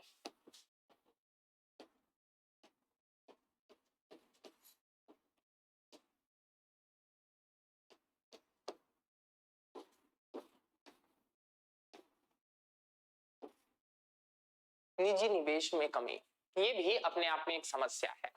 कैसे है ये समस्या कि भंडारण की दिशा में जो है वो प्राइवेट प्लेयर इंटरेस्टेड ही नहीं है, वो पैसा ही नहीं लगा रहे हैं। इसके कारण क्या है, केवल सरकार के ऊपर जो है वो निर्भरता बढ़ती जा रही है, सरकार पर ज्यादा से ज्यादा निर्भरता बढ़ती जा रही है और सरकार इतना भंडारण बना नहीं पा रही है, इतने सारे भंडार बना नहीं पा रही है, जिसके कारण क्या हो जा रहा है, वेस्टेज, जिसके कारण जो है वो क्या बोलते हैं, बर्बादी और भंडारण से संबंधित मुद्दे देखने को मिलते हैं।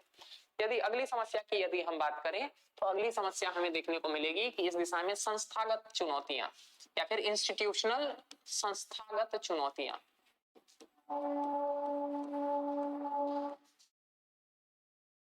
संस्थागत चुनौतियां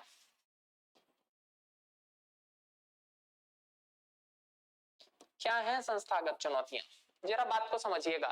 भारत में भंडारण की जिम्मेदारी किनको दी गई है? कुछ संस्थाएं हैं जिनका नाम है जैसे कि एफसीआई हो गया, फूड कॉर्पोरेशन ऑफ इंडिया, ठीक ना, food corporation of India, FCI. इसके अलावा नाफेड, ये कुछ संस्थाएं हैं, ये कुछ संस्थाएं हैं, ठीक ना, ये कुछ संस्थाएं हैं जो क्या करती हैं, भारत में खाद्य पदार्थों के भंडारण की दिशा में काम करती हैं। अब क्या हो रहा है, इनमें जो है वो कई सारी समस्याएं देखने को मिलती है, चाहे क्या बोलते हैं वो संस्थागत चुनौतियां हो, भ्रष्टाचार हो, ठीक ना, अनदेखी हो, सरकारी काम अनदेखी हो, इस तरह की समस्याएं हमें देखने को मिलती है। चुनौतियों में आप लिख सकते हैं भ्रष्टाचार, अनदेखी,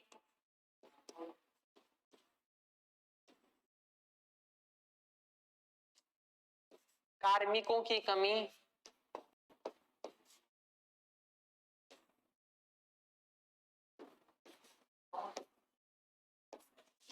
इस तरह की जो है वो अलग अलग समस्याएं हैं, जिन समस्याओं के कारण क्या हो रहा है, जिन समस्याओं के कारण भारत में हमें क्या देखने को मिलता है, ये समस्याएं देखने को मिलती है।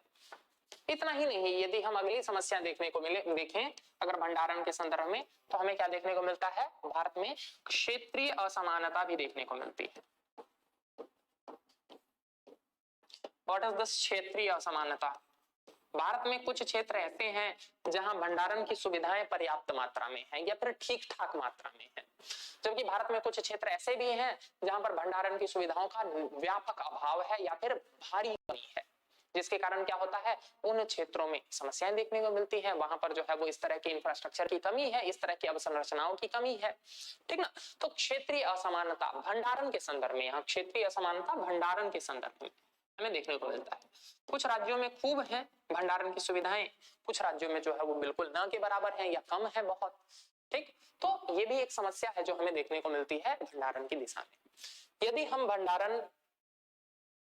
भंडारण के संदर्भ में देखें कि सरकार ने क्या क्या कदम उठाए हैं,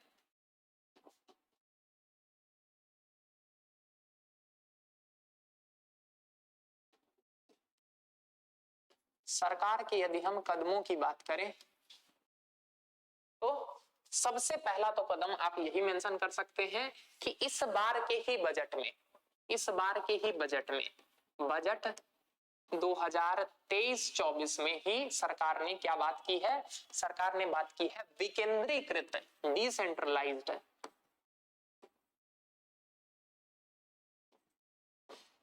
भंडारण सुविधाओं या भंडार गृहों के निर्माण की।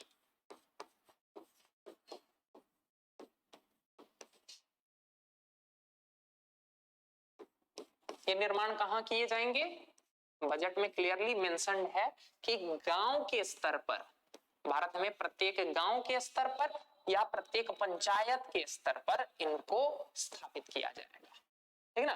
तो सरकार इस दिशा में ये कदम उठा रही है। आपको दिखाता हूं बजट में, ये देखिए, ये है हमारा ऑफिशियल बजट। इस बजट में यदि हम जाते हैं, देखिए स्टार्टिंग में ही आपको देखने को मिलेगा एग्रीकल्चर वाला सेक्शन। एग्रीकल्चर वाले सेक्शन में ये देखिए,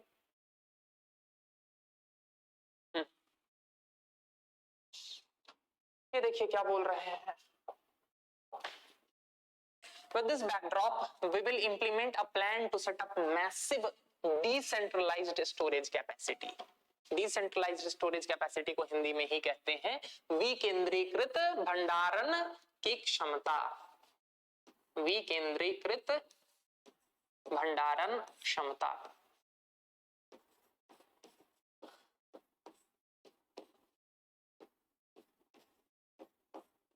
ठीक ना।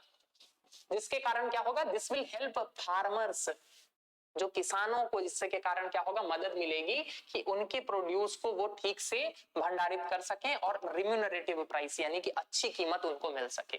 दिस विल आल्सो फैसिलिटेट, ये देखिए इसी में दिया होगा, uncovered panchayat and village level. कहां बनाना है, इन नेक्स्ट 5 इयर्स, अगले 5 सालों में क्या करना है, ऐसे भंडारण सुविधाएं, विकेंद्रीकृत भंडारण सुविधाएं जो है वो पंचायत ग्रामीण स्तरों पर जो है वो करने हैं, मतलब इस्टेब्लिश करने हैं। भंडारण सुविधाओं की दिशा में सरकार द्वारा ये एक कदम उठाया जा रहा है।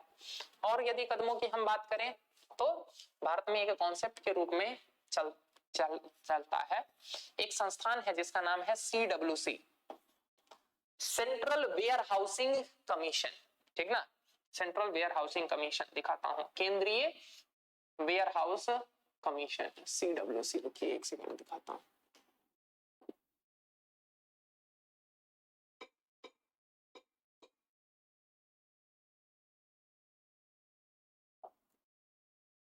ये देखिए सेंट्रल वेयर हाउसिंग कॉर्पोरेशन, ठीक, ये केंद्र सरकार की एक संस्थान है, केंद्रीय भंडारण निगम, ठीक। किसके अंतर्गत आता है, मिनिस्ट्री देख लीजिएगा, मिनिस्ट्री ऑफ एग्रीकल्चर के अंतर्गत नहीं आता है। एग्रीकल्चर चैप्टर में पढ़ रहे हैं तो दिमाग में रहता है कि एग्रीकल्चर मिनिस्ट्री, नहीं, ठीक ना, ministry of consumer affairs, food and public distribution, ठीक ना। तो सेंट्रल वेयर हाउसिंग देख रहे हैं, एक संस्थागत, एक क्या बोलते हैं, कानूनी संस्थान है। 1962 में कानून के माध्यम से इसको लागू किया गया था, ठीक। इसका देखिए लोकेशन लेआउट, इसमें जो है पूरा डिटेल में दे रखा है किन किन राज्यों में जो है वो इनके वेयर हाउस है, इनके भंडार गृह हैं। अभी जिसकी मैं बात कर रहा था कि रीजनल डिस्पैरिटी देखने को मिलती है, क्षेत्रीय असमानता देखने को मिलती है, दिख रही है। कुछ राज्य ऐसे हैं, कुछ राज्य ऐसे हैं जहां पर, कुछ राज्य ऐसे हैं जहां पर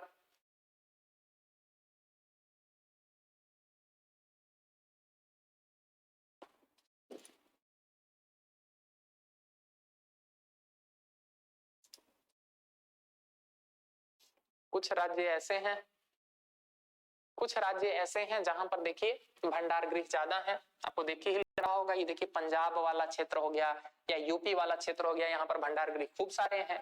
और कुछ राज्य देख लीजिए जहां पर भंडार गृह बहुत कम है, ठीक ना। तो ये क्षेत्रीय असमानता भी हमने बात की थी ना, वही।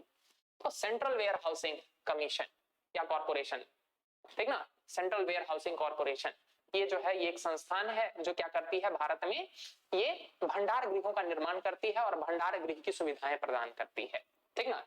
लेकिन उसके बारे में बात नहीं करनी है। इस CWC ने ही एक नया कॉन्सेप्ट लागू किया है, कोविड-19 के दौरान बहुत प्रचलित रहा। इसको क्या कहते हैं, इसको कहते हैं ENWR। What is this ENWR? यहाँ पर E stands for electronic, N stands for negotiable, W stands for warehousing and R stands for receipt, ठीक ना। E negotiable,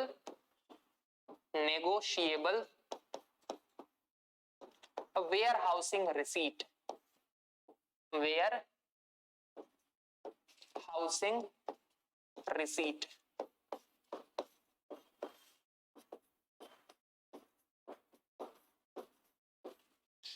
क्या है नेगोशिएबल वेयर हाउसिंग रिसीट, वो भी इलेक्ट्रॉनिक फॉर्म में। बात क्या है जरा सोच के देखिए, आप लोगों में से जिन लोगों ने एग्रीकल्चर से जिनका जुड़ाव रहा होगा, कभी पिताजी के साथ ये अवसर जरूर मिला होगा कि आप जो है वो अपना सामान जो है वो गोडाउन में या फिर अपना कृषि उत्पाद जो है वो गोडाउन में पहुंचाने जरूर गए होंगे। क्या तरीका होता है कि आप अपना सामान जमा करते हैं, बदले में आपको एक पर्ची मिलती है जिस पर वो क्वांटिटी लिखा रहता है, ये पर्ची मिलती है, दिस इज योर रिसीट, ये क्या है, आपका वेयर हाउसिंग रिसीट है, ठीक ना। अब ये रिसीट आपको मिल गया है, आपने ये रिसीट जो है वो अपने घर पे रख लिया है, यही रिसीट है जिसके आधार पर क्या होगा, आप 1 महीना बाद 2 महीना बाद जब भी आप जाएंगे आप अपना ये रसीद दिखाएंगे और बदले में आपको अनाज मिल जाएगा या आपने जो भी सामान जमा कर रखा है वो मिल जाएगा, ठीक ना।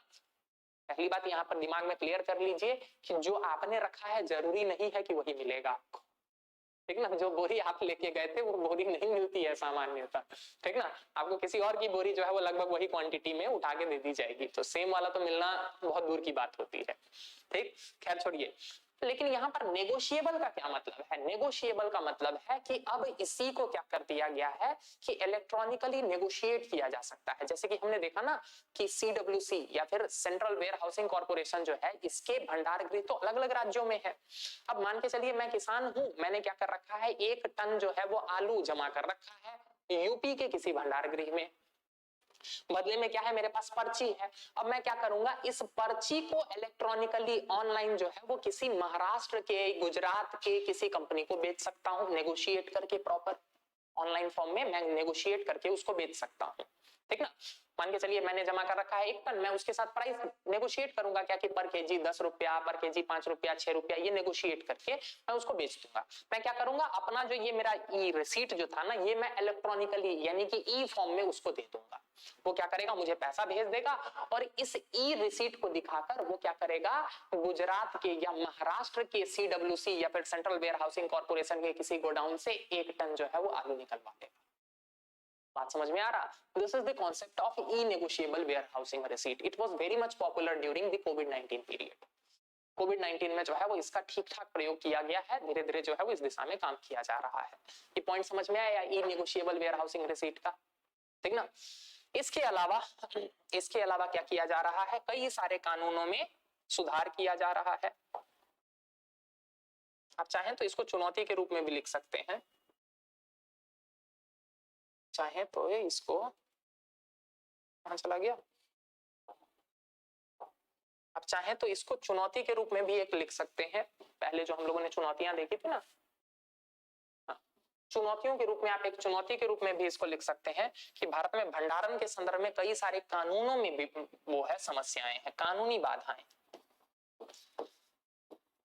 कानूनी बाधाएं अभी बात करेंगे हम लोग, थोड़ा सा इसके बारे में बात करेंगे। वो जो 3 कृषि कानून थे ना, जिनको के संदर्भ में इतना सारा विवाद हुआ था ना, 3 कृषि कानून, उसमें से एक कानून था एसेंशियल कमोडिटी एक्ट पर, ठीक ना, आवश्यक वस्तु अधिनियम में संशोधन के संदर्भ में। ठीक ना।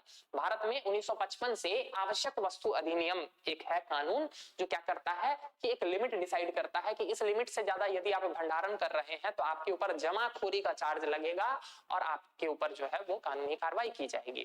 तो ऐसे कई सारे कानून हैं जो आपस में बाधाएं उत्पन्न करते हैं। तो इन कानूनों को भी ठीक करने का प्रयास किया जा रहा है, चुनौती के रूप में यहां लिख लीजिएगा। और सुधार यहां पर जो सरकारी कदम है उसमें आप यहां पर लिख सकते हैं कि प्रॉपर लॉज या फिर कानूनी सुधार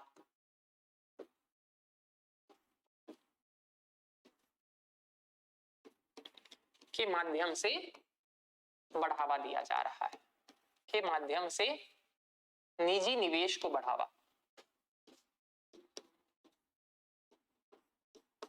निजी निवेश को बढ़ावा देने का प्रयास किया जा रहा है।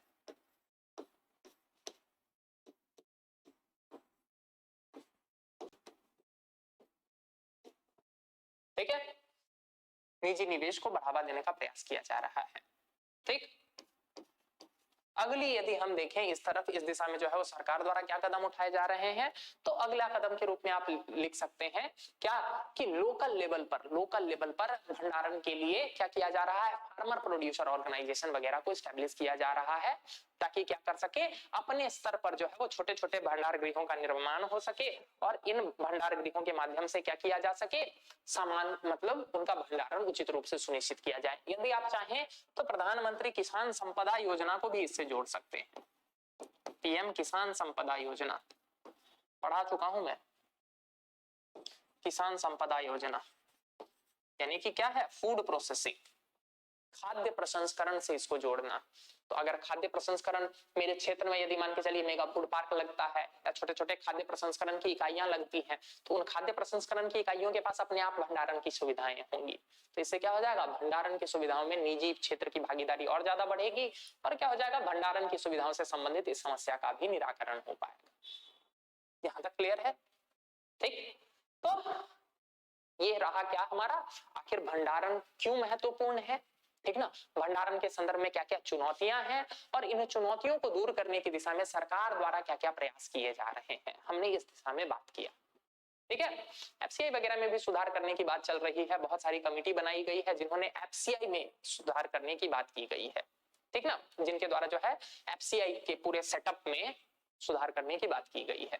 ठीक, तो ये अलग अलग जो है वो कुछ मुद्दे थे जो हमने किससे संदर्भ में देखे, हमने देखे भंडारण के संदर्भ में। अब कल जब हम लोग मिलेंगे तो हम देखेंगे परिवहन से संबंधित क्या क्या क्यों महत्वपूर्ण है, क्या मुद्दे हैं, सरकार क्या कर रही है। फिर हम देखेंगे विपणन की दिशा में क्या किया जा रहा है। कल की क्लास बहुत महत्वपूर्ण होने वाली है। कल हम चर्चा करेंगे मॉडल एपीएमसी एक्ट, ठीक ना, एग्रीकल्चर प्रोड्यूस मार्केट कमेटी, और उसी से संबंधित वो 3 कृषि कानून में से एक कानून था जिसको लेकर इतना हंगामा हुआ था। तो हम हल्की चर्चा करेंगे उसके बारे में। बट ऑब्वियस है कि कानून को जब अब रिवोक कर लिया गया है, वापस ले लिया गया है, तो बहुत डिटेल में पढ़ने की आवश्यकता नहीं है।